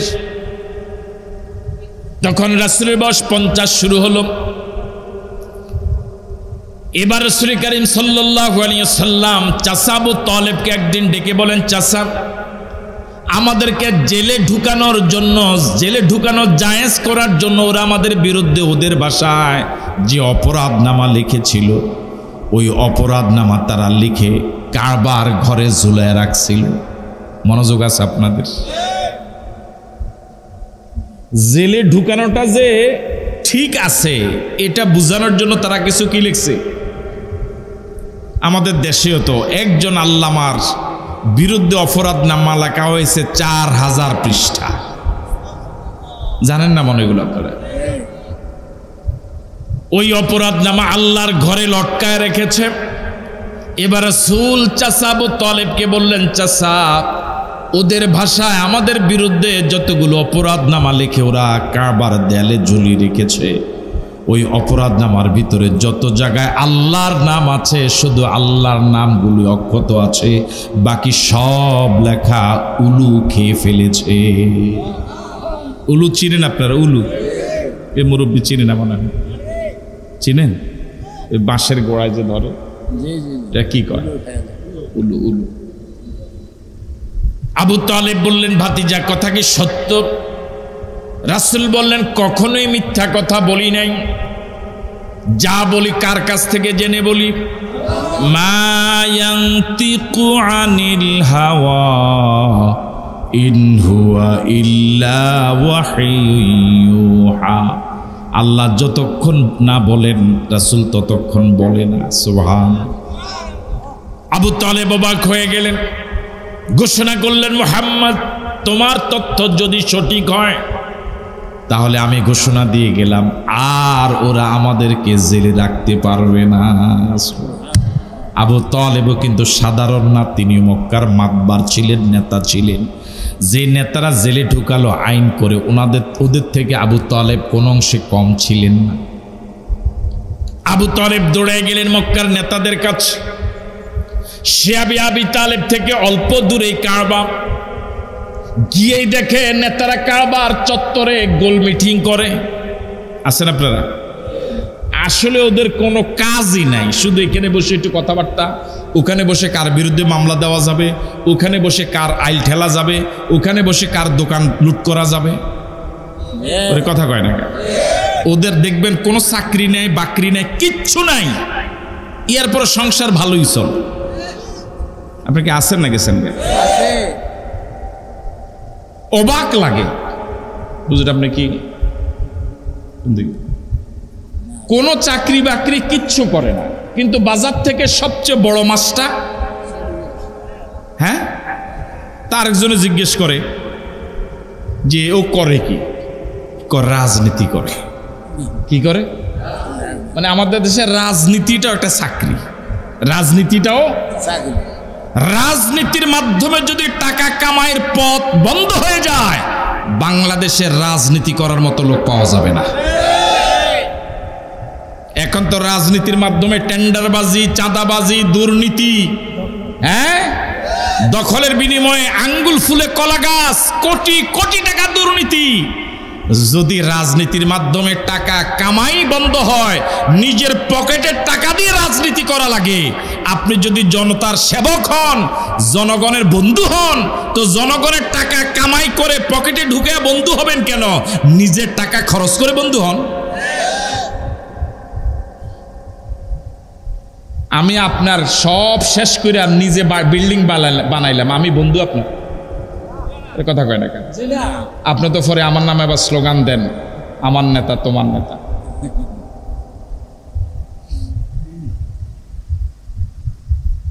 আর কবে সচেতন হবেন আপনারা? আর কবে সচেতন হবেন? বাংলাদেশ গরিব নয়। এদেশে মৎস্য সম্পদ রয়েছে, পশু সম্পদ রয়েছে, মানব সম্পদ রয়েছে, ফলজ সম্পদ রয়েছে। সম্পদের অভাব নাই। মাটির নিচের সম্পদ, মাটির উপরের সম্পদ। এদেশের পাখির পায়খানা দিয়ে কোনো গোটা পড়লে সেটাও গাছ হয়ে যায়। এদেশ গরিব নয়।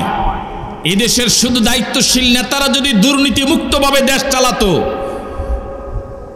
টেন্ডারবাজি, চাঁদাবাজি যদি বন্ধ হয়ে যেত, তাহলে বাংলাদেশ সিঙ্গাপুরের মতো ধনী রাষ্ট্র হতে বেশি সময় লাগতো না।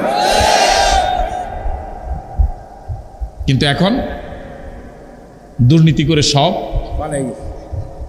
এই মুরব্বীর 4 ছেলে, এর ভিতরে 3 ছেলে 50,000 করে 1.5 লক্ষ টাকা ইনকাম করে। আছেন তো আপনারা? একটা পরিবার চলতে কি 1.5 লাখ টাকা লাগে? ভালোভাবে চলতে 50,000 টাকাই তো অনেক। উনি প্রতি মাসে 1 লাখ টাকা করে জমা করতে পারে, 1 বছর পর অনেক জায়গা কিনতে পারবে, 5 বছর পরে বিশাল বিল্ডিং করতে পারবে, ঠিক নয় কি? কিন্তু ওনার ছেলে আর কয়টা আছে? ওইটা প্রতি মাসে এর পিছনে মদ, গাঁজায়, দুর্নীতিতে, ওই জায়গায় অমুকের বউ লইয়া ভাগিয়া গেছে, অমুকের মাথা বাড়িয়ে দিয়ে মাইরে লেছে, এরকম মামলায় প্রতি মাসে তার পিছনে খরচ হয় 2 লাখ। কত?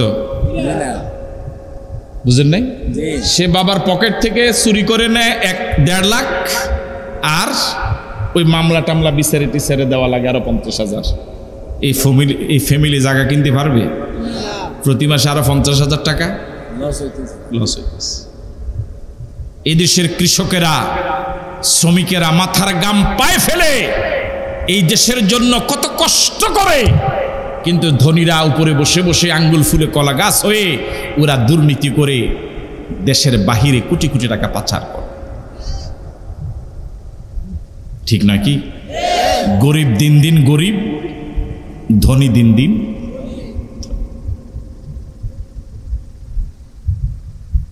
আবু তালেব গিয়ে দেখে মক্কার নেতারা, এই জাতীয় নেতা তো এখন আর পৃথিবীতে নাই, কোনো কাম কাজ নাই, শুধু নেতাগিরি। এরকম নেতা আছে তো সমাজে? আমাদের দেশে না, এগুলো সব অন্য দেশে। আমাদের দেশেও আছে।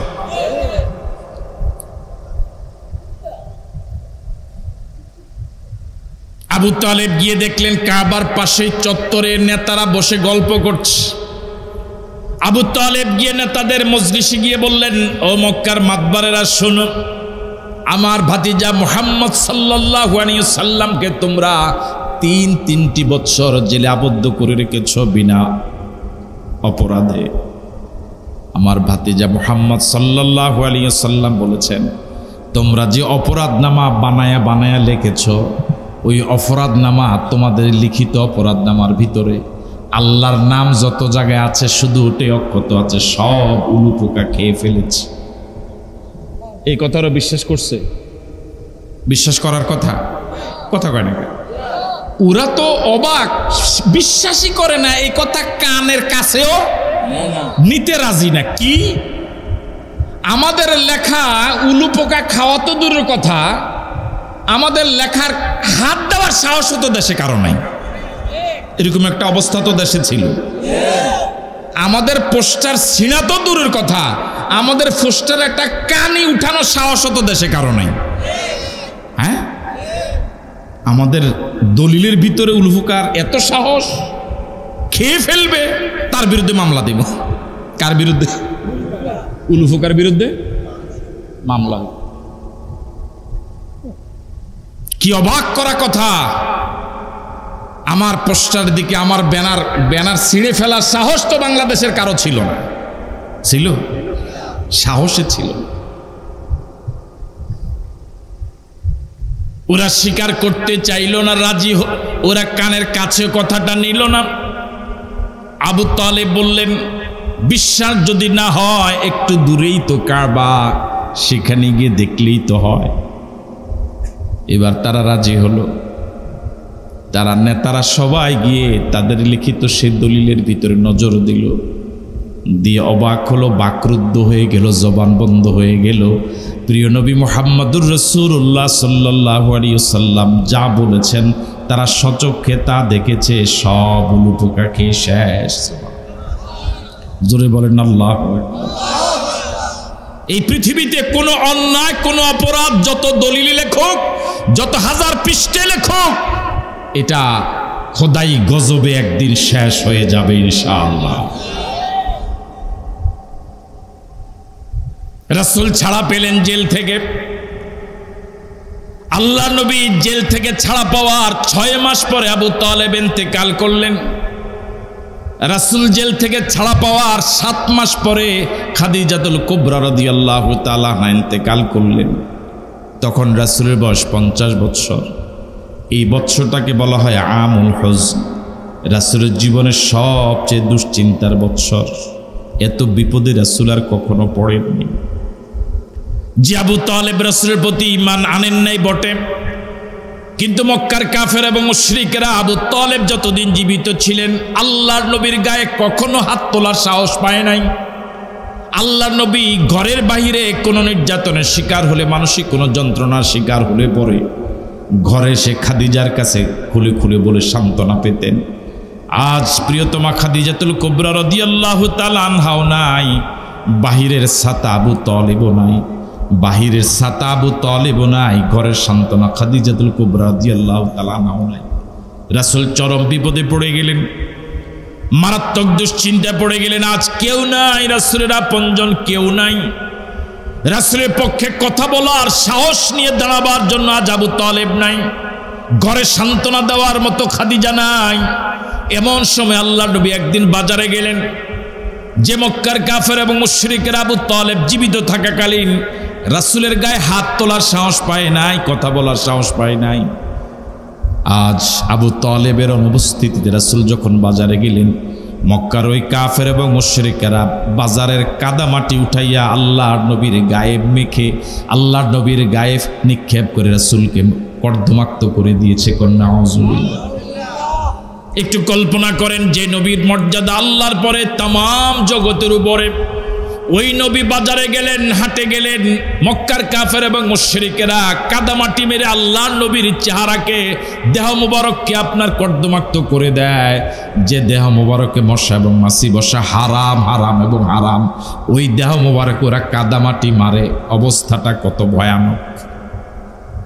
আজ আল্লাহর নবী কত অসহায়।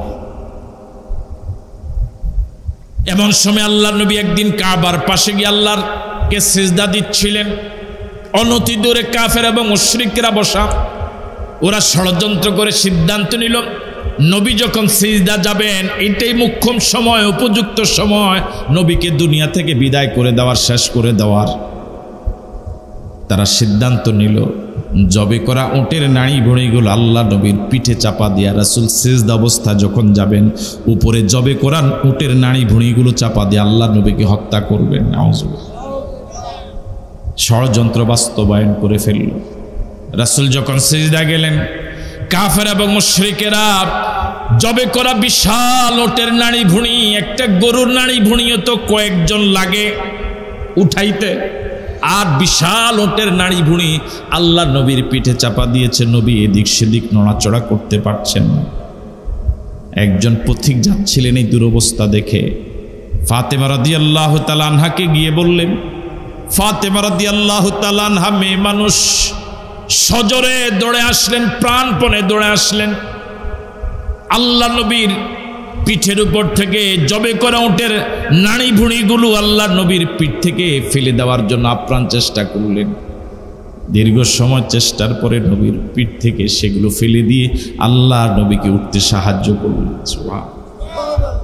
এবার আপনাদের কাছে প্রশ্ন, বাজারে গেলে কাদা মারে, সিজদা দিতে গেলে উটের নাড়ি ভুঁড়িগুলো পিঠে চাপা দেয়। এই অবস্থায় কি আবু তলেবও নাই, খাদিজাও নাই? এই অবস্থায় কি আর মক্কায় থাকার পরিবেশ আছে? কথা বলেন, থাকা কি যায়? আল্লাহ নবী সিদ্ধান্ত নিলেন আর মক্কা থাকবো না। রাসূল এবার সিদ্ধান্ত নিলেন দাওয়াতি কাজ তো আর বন্ধ করা যাবে না, রিসালাতের দায়িত্ব তো পালন করাই লাগবে। পৃথিবীতে শুধু মক্কাই তো দেশ নয়, পৃথিবীর মানুষ তো আর শুধু মক্কাই নয়, আল্লাহর বান্দারা তো গোটা পৃথিবীতে ছড়িয়ে ছিটিয়ে আছে। দাওয়াতি কাজ তো আর বন্ধ করা যাবে না। রাসূল সিদ্ধান্ত নিলেন মক্কা থেকে হিজরত করে তায়েফে যাবেন দাওয়াত দেওয়ার জন্য। মক্কা থেকে 50 মাইল, 50 বৎসর বয়স্ক নবী, কণ্টকাকীর্ণ পথ, বিপদ সংকুল পথ, 50 মাইল পথ হেঁটে গেলেন তায়েফে। সঙ্গে নিলেন হযরত যায়েদ রাদিয়াল্লাহু তাআলা আনহুকে। তায়েফের ইতিহাস আপনারা বহুবার জীবনে শুনেছেন, তায়েফের ইতিহাস জীবনে বহুবার শুনেছেন। মরহুম শহীদ আল্লামা দেলাওয়ার হোসেন সাঈদী রাহিমাহুল্লাহর জবান থেকে বহুবার শুনেছেন, হয়তো ক্যাসেটে শুনেছেন হয়তো। কি চমৎকারভাবে তিনি তায়েফের ঘটনা উপস্থাপন করেছেন। 20 দিন ছিলেন আল্লাহ নবী তায়েফে। কয়দিন? আল্লাহ নবীকে কেউ মেহমানদারি করে নাই, ঘরে কেউ জায়গা দেয় নাই, বাড়িতে কেউ মেহমান করে দাওয়াত দেয় নাই, বসতে জায়গা দেয় নাই। বরং তায়েফের বয়স্ক লোকেরা দুষ্ট যুবকদেরকে লেলিয়ে দিয়েছে। আল্লাহ নবী তায়েফের জমিন দিয়ে হাঁটতেন, দাওয়াতি কাজ করতেন, আর চতুর্দিক থেকে দুষ্ট তায়েফের ছেলেরা, তায়েফের দুষ্ট ছেলেরা পাথর মেরে মেরে, বৃষ্টির মতো পাথর মেরে মেরে যে দেহ মোবারকে মশা এবং মাছি বসা হারাম, হারাম, হারাম, ওই দেহ মোবারকতে একবার নয়, দুইবার নয়, তিনবার রক্ত ঝরিয়ে আল্লাহ নবীকে বেহুশ করে জমিনে ফেলে দিয়েছিল। আল্লাহ নবী বেহুশ হয়ে জমিনে পড়ে আছেন। আয়েশা সিদ্দিকা রাদিয়াল্লাহু তাআলা আনহা একবার আল্লাহ নবীকে জিজ্ঞেস করলেন, ইয়া রাসূলুল্লাহ, উহুদের ময়দানে আপনি দান্দান মুবারক শহীদ হলো, মাথার লোহার হেলমেট ভাঙলো, আপনি বেহুশ হয়ে জমিনে পড়ে গেলেন, এই বিপদ থেকেও কি কোনো বড় বিপদ আপনার জীবনে এসেছিল? রাসূল করিম সাল্লাল্লাহু আলাইহি ওয়াসাল্লাম বলেন, আয়েশা, তায়েফে আমার উপরে যে বিপদ গেছে, আমার গোটা জীবনে এমন বিপদ আর কোনোদিন যায় নাই। তায়েফের দুষ্টরা আমার জীবনে যত কষ্ট দিয়েছে, এত কষ্ট আমি জীবনে আর কোনোদিন পাই নাই, কোনোদিন পাই নাই। তায়েফের ইতিহাস, তায়েফের কষ্ট কখনো ভুলতে পারি নাই। 20 দিন আল্লাহ নবী তায়েফে ছিলেন। এবার আপনাদের কাছে আমার জিজ্ঞাসা, আপনাদের অসংখ্য আল্লাহর বান্দার কাছে জিজ্ঞাসা, রাসূলকে এখন আর তায়েফও থাকতে পারবেন? কথা বলেন। রাস্তা দিয়ে গেলেই পাথরের আঘাত, থাকা কি আর পরিবেশ আছে? এখন মক্কায় ঢুকতে পারবেন না, তায়েফও থাকতে পারবেন না। মক্কার লোকেরা যদি জানে তায়েফের ওরা পাথরে আঘাত করেছে, মক্কার লোকদের সাহস বাড়বে না কমবে? ওরা মনে মনে খুশি হবে যে আমাদের দেশেও জায়গা নাই, অন্য দেশে গেছে সেখানেও মায়ের, ঠিক কিনা? আজ আমরা ইসলাম পেয়েছি কত সহজভাবে, এই জন্য ইসলামের কোনো মূল্য আমাদের কাছে তেমন নাই। এই ইসলাম আমার আপনার কাছে আসতে কত কষ্ট করেছেন নবী, কত কষ্ট করেছেন নবী, কত কষ্ট করেছেন প্রিয় নবী। আজ সেই নবীর উম্মতদের কাছে নবীর জীবনীও জানা নাই, ইসলাম আমার আপনার কাছে আসা পর্যন্ত ইতিহাসও জানা নাই। আল্লাহ নবী এবার তায়েফ এবং মক্কার বর্ডারে আসলেন, সিদ্ধান্ত নিলেন মক্কায় ঢুকবেন। আছেন আপনারা?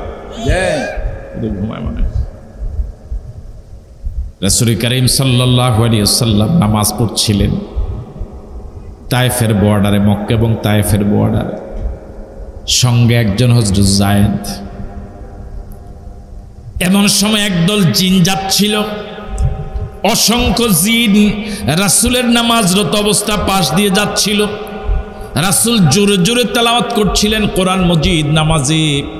রাসূলের কণ্ঠে কোরআন মজিদ, একে তো আল্লাহর কালাম, আবার তেলাওয়াত করছেন সে নবী যে নবীর উপর কোরআন নাজিল হলো। কত সুন্দরই না লাগলো! আল্লাহু আকবার বলবেন আমার ভাইয়েরা। এবার রাসূল করিম সাল্লাল্লাহু আলাইহি ওয়াসাল্লামের কণ্ঠ থেকে কোরআন তেলাওয়াত শুনে যে জিনেরা যাচ্ছিলেন ওই জিনেরা থমকে দাঁড়ালেন। আল্লাহ নবীর তেলাওয়াত শুনে তারা সামনে যেতে পারল না। আল্লাহু আকবার! নামাজ শেষে সব জিনগুলো আল্লাহর নবীর হাতে হাত রেখে কালিমা পড়ে মুসলমান হয়ে গেল। কিসমত কাকে বলে? গেলেন তায়েফে মুসলমান বানাবার জন্য, ওরা ইমানদার হলো না। জিনদেরকে দাওয়াত দেওয়ার জন্য যান নাই, জিনেরা মুসলমান হয়ে গেল। এবার মক্কা এবং তায়েফের বর্ডারে আল্লাহর নবী মক্কায় ঢুকবেন।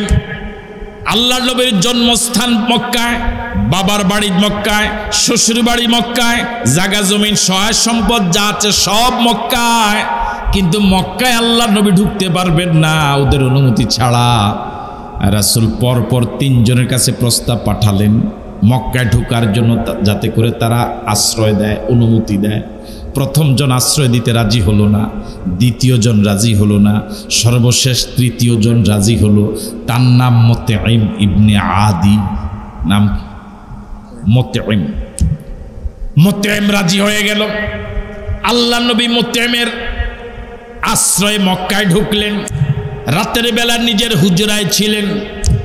সকালবেলা মুতঈম ছেলেদের সহ, ওর ছেলেরা সহ আল্লাহ নবীর কাছে এসে বলল, মুহাম্মদ সাল্লাল্লাহু আলাইহি ওয়াসাল্লাম, আপনি ঘরে আছেন কেন? বের হন। আমি যে আপনাকে আশ্রয় দিয়েছি এটা তো মক্কার লোকেরা জানা লাগবে। আল্লাহু আকবার বলবেন। সাহস! রাসূল চিন্তিত হলেন। মুতঈম বলল, আপনি আল্লাহর ঘর তাওয়াফ করেন, যত সময় নিয়ে পারেন, যত ইতমিনানের সাথে পারেন। আল্লাহর ঘর যতক্ষণ আপনার মন চায় আপনি তাওয়াফ করেন। সুবহানাল্লাহ! মক্কার কাফের এবং মুশরিকেরা দেখবে। রাসূল কিছুটা চিন্তিত হয়ে গেলেন। মুতঈম বলল, মুহাম্মদ সাল্লাল্লাহু আলাইহি ওয়াসাল্লাম, আপনি পেরেশান হবেন না, চিন্তিত হবেন না। আপনি যখন তাওয়াফ করবেন আল্লাহর ঘর, আমি নিজে এবং আমার ছেলেরা খোলা তলোয়ার নিয়ে, অস্ত্র নিয়ে আপনার চারপাশে পাহারা দেব। কাফের এবং মুশরিকরা কিচ্ছু করতে পারবে না। রাসূল 20 দিন মক্কায় নাই, আবার ঢুকলেন। কি সাহস! তাওয়াফ করছে। মক্কার মাতবরের এসে এই অবস্থা দেখে চোখ বড় হয়ে গেল। কিন্তু পাশে তো মুতঈম দান, কিছু করার সাহসও নেই। মক্কার বড় বড় নেতারা মুতঈমকে জিজ্ঞেস করছে, মুতঈম তুমি কি মুসলমান হইছ? মুতঈম বলল না। তাহলে? মুতঈম বলল, আমি মুহাম্মদকে আশ্রয় দিয়েছি। যখন বলল আমি মুহাম্মদকে আশ্রয় দিয়েছি, বড় বড় মাতবরেরা সব লেজ গুটে পালাইছে। সুবহানাল্লাহ! আসলে সাহস করে দাঁড়ালে, আল্লাহু আকবার ধ্বনি দিলে, যত বড় নেতাই হোক লেজ গুটে পালাতে বাধ্য হয়।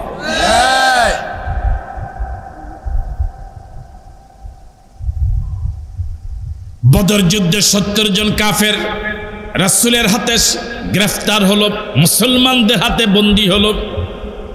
70 জন কাফের এবং মুশরিক মুসলমানদের হাতে গ্রেফতার হওয়ার পরে রাসূল বলেছিলেন, আজ যদি মুতঈম ইবনে আদি জীবিত থাকতো, আমার জীবনে তার যত বড় অবদান, ওই মুতঈম যদি 70 জন বন্দীর ব্যাপারে সুপারিশ করত, আমি রাসূল মুতঈমের ইজ্জতে 70 জনকে ছেড়ে দিতাম।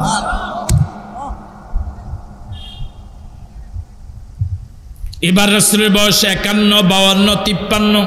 মনোযোগ আছে আপনাদের? হ্যাঁ, চলে যাবেন আর কিছু সময় শোনা যাবে তো, 5-7 মিনিট ইনশাআল্লাহ। হ্যাঁ, এবার রাসূলের বয়স 51, 52, 53। রাসূলের বয়স যখন 51, মদিনা থেকে হজের মৌসুমে অনেক লোক এসেছে হজ করার জন্য। এর মাঝে 6 জন লোক আকাবার প্রান্তরে রাতের গভীর অন্ধকারে আল্লাহ নবীর সাথে দেখা করে মুসলমান হয়ে গেলেন, বয়াত নিলেন, শপথ নিলেন। সুবহানাল্লাহ। কয়জন? রাসূল মদিনায় যাওয়ার 2-3 বছর আগেই মদিনায় ইসলাম চলে গেছে। ওরা গিয়ে মদিনায় দাওয়াতি কাজ শুরু করছে। 52 বছর বয়সে রাসূলকে আল্লাহ পাক মেরাজে নিলেন। কোথায় নিলেন? হ্যাঁ, মেরাজ। রাসূলের বয়স যখন 52, তখন আবার মদিনা থেকে হজের মৌসুমে আবার পৃথিবীর অনেক দেশ থেকে হজের জন্য যারা এসেছে, মদিনা থেকেও এসেছে। এবার মদিনার মোট 12 জন লোক ঠিক একই জায়গায়, আকাবা নামক জায়গায় রাসূলের হাতে হাত রেখে রাতের গভীর অন্ধকারে শপথ নিলেন, মুসলমান হলেন। প্রথম বছর 6 জন, দ্বিতীয় বছর কয়জন? কথা কয় না? তাহলে মদিনা এখন দাওয়াতি কাজ বাড়ছে না কমছে? প্রথম বছর 6 জন দাওয়াত দেওয়ার পরে দ্বিতীয় বছর তো 12 জন হয়ে গেল। হ্যাঁ, এবার সর্বশেষ বছর, তৃতীয় বছর, 53 বছর। এবার মদিনা থেকে এবার ওই একই আকাবা নামক জায়গায় রাতের অন্ধকারে রাসূলের হাতে হাত রেখে শপথ নিছেন মোট 72 জন। কয়জন? কোন রাওয়ায়াতে এসেছে 71 জন, কোন রাওয়ায়াতে এসেছে 72 জন। তাহলে প্রথম আকাবার প্রথম শপথে 6 জন, দ্বিতীয় শপথে 12 জন, তৃতীয় শপথে ওই 72 জন আল্লাহর নবীকে এবার দাওয়াত দিলেন, ইয়া রাসূলুল্লাহ, আর মক্কা থাকা যাবে না, আর মক্কা থাকার দরকার নাই, আপনি মদিনায় চলে আসেন। আল্লাহু আকবার। দাওয়াত দিলেন। রাসূলের চাচা আব্বাস রাদিয়াল্লাহু তাআলা আনহু মুরব্বী মানুষ, বিজ্ঞ মানুষ, তিনি বুঝতে পেরেছিলেন তার অভিজ্ঞতার আলোকে প্রত্যেক বছরে কিছু কিছু লোক এসে মুসলমান হয়, ধীরে ধীরে ইমানদারের সংখ্যা বাড়ে। এবার যেহেতু অনেকে এসেছে, মনে হয় এবার দাওয়াত দিয়ে আমার ভাতিজাকে নিয়ে যাবে। এই জন্য তিনি নিজেও গেলেন আকাবার তৃতীয় শপথে। গিয়ে বললেন, যখন ওই মদিনার লোকেরা রাসূলকে দাওয়াত দিলেন মদিনা যাওয়ার জন্য, এবার আব্বাস রাদিয়াল্লাহু তাআলা ওনাদেরকে বললেন, শোনেন, আমার ভাতিজা মুহাম্মদ সাল্লাল্লাহু আলাইহি ওয়াসাল্লাম মক্কায় যদিও জুলুম নির্যাতনে আছে, কিন্তু এরপরও তো আমরা আপনজনেরা মক্কায় আসি না, আত্মীয় স্বজন কিছু তো, কিন্তু মদিনায় তো আমার ভাতিজার কেউই নাই। আপনার যে আমার ভাতিজাকে মদিনায় নেওয়ার দাওয়াত দিচ্ছেন, মুহাম্মদ সাল্লাল্লাহু আলাইহি ওয়াসাল্লামকে মদিনায় নেওয়ার অর্থ কি আপনারা জানেন? মুহাম্মদকে মদিনায় নেওয়ার মানে হলো গোটা পৃথিবী মদিনার বিরুদ্ধে লেগে যাবে, আপনারা যুদ্ধের শিকার হবেন, আপনারা আক্রান্ত হবেন, আপনাদের দেশ আক্রান্ত হবে, আপনারা বহির্বিশ্ব কর্তৃক আক্রান্ত হবেন। ওই অবস্থায় আমার ভাতিজা মুহাম্মদ সাল্লাল্লাহু আলাইহি ওয়াসাল্লামকে আপনারা কিভাবে নিরাপত্তা দিবেন? তখন তো আপনারা চিন্তা করবেন, এক মুহাম্মদের কারণে আমাদের এত জ্বালা, আমাদের দেশের উপর আক্রমণ, দরকার নেই। বুঝেন নাই? আব্বাস রাদিয়াল্লাহু তাআলা আনহু যখন এই কথা বললেন, মদিনার ওই লোকেরা রাতের গভীর অন্ধকারে আকাবা নামক জায়গায় আব্বাস রাদিয়াল্লাহু তাআলা আনহুকে সান্ত্বনা দিতে গিয়ে দায়িত্বহীন কণ্ঠে বলেছিলেন, আব্বাস, আমাদের ব্যাপারে আপনাদের জানা নাই, আমাদের সন্তানেরকে আমরা যেভাবে নিরাপত্তা দেই, আমাদের পরিবার পরিজনকে যেভাবে নিরাপত্তা দেই, আপনার ভাতিজা মুহাম্মদ সাল্লাল্লাহু আলাইহি ওয়াসাল্লামকে এর থেকে বেশি নিরাপত্তা দেব। আপনার ভাতিজা মুহাম্মদ সাল্লাল্লাহু আলাইহি ওয়াসাল্লামকে নিরাপত্তা দিতে গিয়ে যদি আমাদের সন্তানদেরকে এতিম করতে হয়, আমাদের স্ত্রীদেরকে যদি বিধবা বানাতে হয়, আমরা আমাদের সন্তানকে এতিম বানাবো, স্ত্রীদেরকে বিধবা বানাবো, আপনার ভাতিজা মুহাম্মদ সাল্লাল্লাহু আলাইহি ওয়াসাল্লামের গায়ে কোনো আঘাত আসতে দেব না। সুবহানাল্লাহ। মদিনার সে আনসাররা তাদের কথা রাখছে কি রাখে নাই? রাখছে কি রাখে নাই? এই জন্যই তো তারা আনসার। রাসূল চলে রওনা হলেন, সাহাবায়ে কেরামদেরকে বললেন তোমরা যে যেভাবে পারো মক্কা ছেড়ে মদিনায় চলে যাও। সাহাবায়ে কেরাম সবাই মক্কা ছেড়ে মদিনা গেলেন। রাতের অন্ধকারে একজন দুইজন গ্রুপ করে আলাদা আলাদা হয়ে যে যেভাবে পারছেন মক্কা ছেড়ে গেলেন। রয়ে গেলেন মাত্র অল্প কয়েকজন। রয়ে গেলেন হযরত আলী রাদিয়াল্লাহু তাআলা আনহু, রয়ে গেলেন রাসূলের স্ত্রীরা, রয়ে গেলেন আবু বকর সিদ্দিক। কোরআন সুন্নাহ বিরোধী যারা, তাদের সাফায় যত জোর, মাজায় তত জোর না। কথা কয় না? রাসূল করিম সাল্লাল্লাহু আলাইহি ওয়াসাল্লাম হযরত আবু বকর সহ রওনা হলেন। দীর্ঘ ইতিহাস। মদিনার লোকেরা প্রতিদিন মক্কা থেকে মদিনায় ঢুকার যে রাস্তা, ওই রাস্তায় সে সকাল থেকে দুপুর পর্যন্ত তার অপেক্ষা করে আল্লাহ নবীকে রিসিভ করার জন্য, ওয়েলকাম করার জন্য, স্বাগত জানাবার জন্য। যখন সূর্যের আলো, সূর্যের প্রখরতা আর থাকা যায় না, তখনই তারা বাড়িতে ফিরতেন। কাঙ্ক্ষিত দিন এসে গেল, যেদিন রাসূল ঢুকলেন। সুবহানাল্লাহ। সর্বপ্রথম রাসূলের এই সফর দেখেছেন একজন বিধর্মী ইহুদি। বাসে গাড়ি কি বলে এটাকে, বাড়ির ছাদে উঠেছিল সে। দূর থেকে হঠাৎ নজর পড়ল রাসূলের কাফেলার। সে মদিনার লোকদেরকে এলান করে বলল, ও মদিনার লোকেরা, তোমরা যে নবীর আগমনে প্রতিদিন দীর্ঘদিন পর্যন্ত সকাল থেকে একটা বেলা পর্যন্ত কেন অপেক্ষা করো? ওই যে দেখো তোমাদের নবী আসছে। আল্লাহু আকবার। মিছিল শুরু হয়ে গেল, আনন্দ মিছিল শুরু হয়ে গেল। মদিনার লোকেরা আনন্দে আত্মহারা হয়ে গেল। রাসূল করিম সাল্লাল্লাহু আলাইহি ওয়াসাল্লাম বাহনের উপরে। সবাই রাসূলের বাহনকে থামাবার জন্য চেষ্টা করছে, স্টপেজ দেওয়ার জন্য, স্টেশন অপেক্ষা করার জন্য সবাই আহ্বান করছেন। আল্লাহ নবী বললেন, না, এই বাহনটা যে জায়গা গিয়ে থামবে আমি ওই জায়গা গিয়ে নামবো। সুবহানাল্লাহ। বর্তমানে মসজিদে নববী যে জায়গায়, এই জায়গা গিয়ে বাহনটা থেমে গেল। সুবহানাল্লাহ। রাসূল নামলেন। বর্তমানে মসজিদে নববী যে জায়গায়, এই জায়গাটা ছিল দুই এতিম ভাইয়ের। এটা ছিল খেজুরের বাগান। রাসূল নিজের আগ্রহের কথা ব্যক্ত করলেন, আমার মন চায় এই জায়গায় আল্লাহকে সিজদা দেওয়ার জন্য একটা ঘর বানাবো, মসজিদ বানাবো। তথ্য নিয়ে জানা গেল দুই এতিম সন্তানের, এতিম ভাইয়ের এই জায়গাটা রাসূল টাকা দিয়ে কিনতে চাইলেন।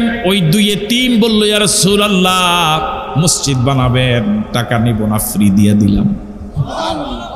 রাসূল ফ্রি পাওয়ার পরেও ফ্রি নেন নাই, বরং বাজার মূল্যে জায়গাটা কিনে নিলেন। সুবহানাল্লাহ। হয়তো এতিম হওয়ার কারণে রাসূল ফ্রি নেন নাই।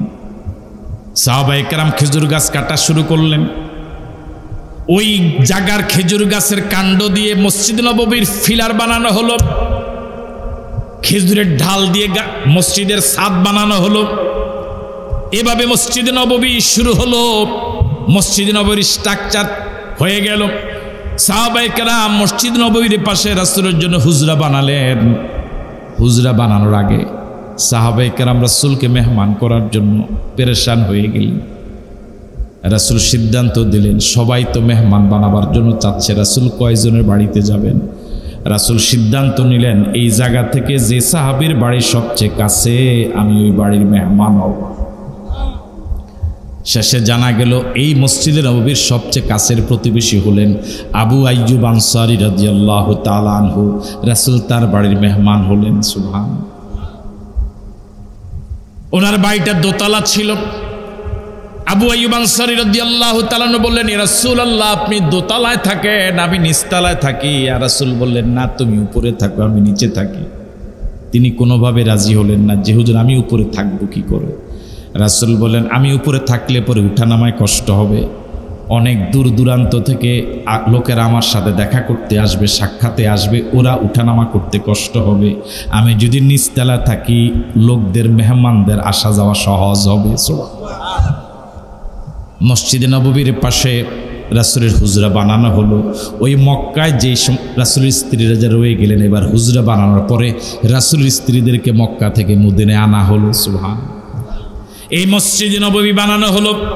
এই মসজিদে নববী ছিল ইবাদতের শ্রেষ্ঠ জায়গা। এই মসজিদে নববীতে বসেই রাসূল যুদ্ধ পরিচালনা করেছেন। এই মসজিদে নববী হলো ক্যান্টনমেন্ট। এখান থেকে রাসূল সেনাবাহিনী নিয়োগ করে, সেনাপতি নিয়োগ করে, যুদ্ধের পরিকল্পনা করে যুদ্ধের জন্য সেনাবাহিনী পাঠাতেন। এই মসজিদে নববী হলো রাষ্ট্রের সচিবালয়, রাষ্ট্রের রাষ্ট্রীয় মন্ত্রণালয়। এই সচিবালয় থেকে, এই মন্ত্রণালয় থেকে তিনি সিদ্ধান্ত নিয়ে গোটা মদিনা রাষ্ট্র চালাতে। সুবহান। আর জোরে বলেন না সুবহান। আমার ভাইয়েরা, রাসূল করিম সাল্লাল্লাহু আলাইহি ওয়াসাল্লাম মদিনা যাওয়ার পর এমন একটা সোনালী রাষ্ট্র তিনি উপহার দিলেন কোরআন দিয়ে। সব অপরাধ বন্ধ হয়ে এমন একটি জান্নাতি সমাজ তিনি উপহার দিলেন। রাসূল ঘোষণা করেছেন, খায়রুল কুরুনি করনি, আমার দেশ পৃথিবীর শ্রেষ্ঠ দেশ। এই ঘোষণার ১৫০০ বছর হয়ে গেল। পৃথিবীর মানুষ মঙ্গলে গেল, চাঁদে গেল, ফোন ফ্যাক্স কত কিছু আবিষ্কার করলো।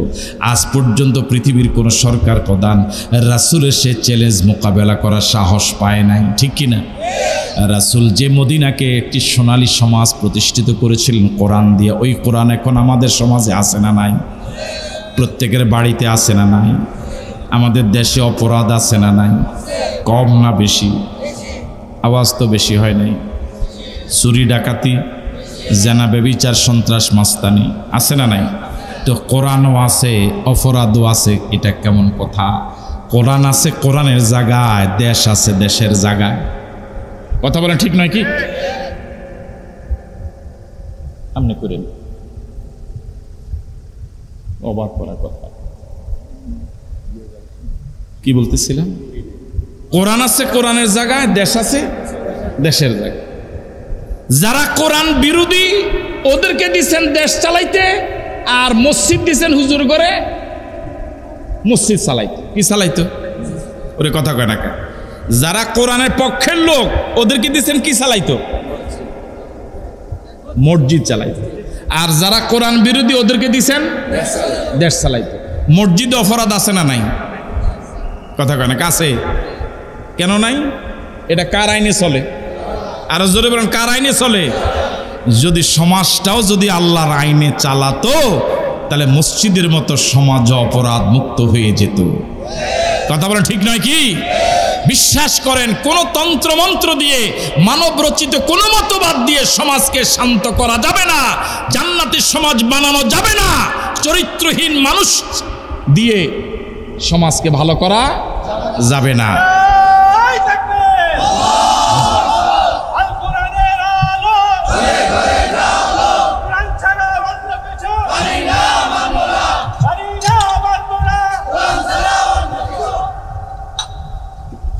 তাহলে রাসূল যে কোরআন দিয়ে একটি সুন্দর সমাজ, সুন্দর রাষ্ট্র বিনির্মাণ করতে পেরেছিলেন, সেই কোরআন আগের মতোই এখনো হুবহু আছে।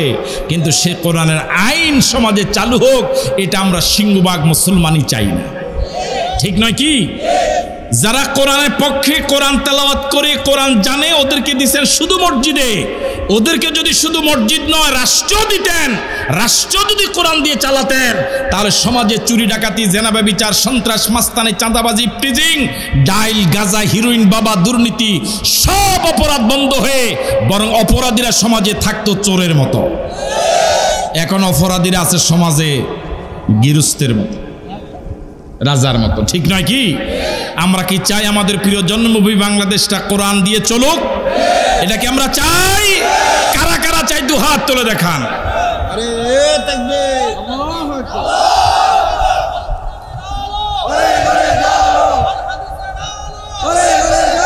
আল্লাহ আমাদেরকে কবুল করুক। কিছুদিন পরে মনে থাকবে তো কোরআনের পক্ষে থাকার এই ওয়াদা, না আবার জোয়ার দেখে ঘুরে যাবেন? হ্যাঁ, আল্লাহ আমাদেরকে সহি বুঝ দান করুক, বলি আমিন।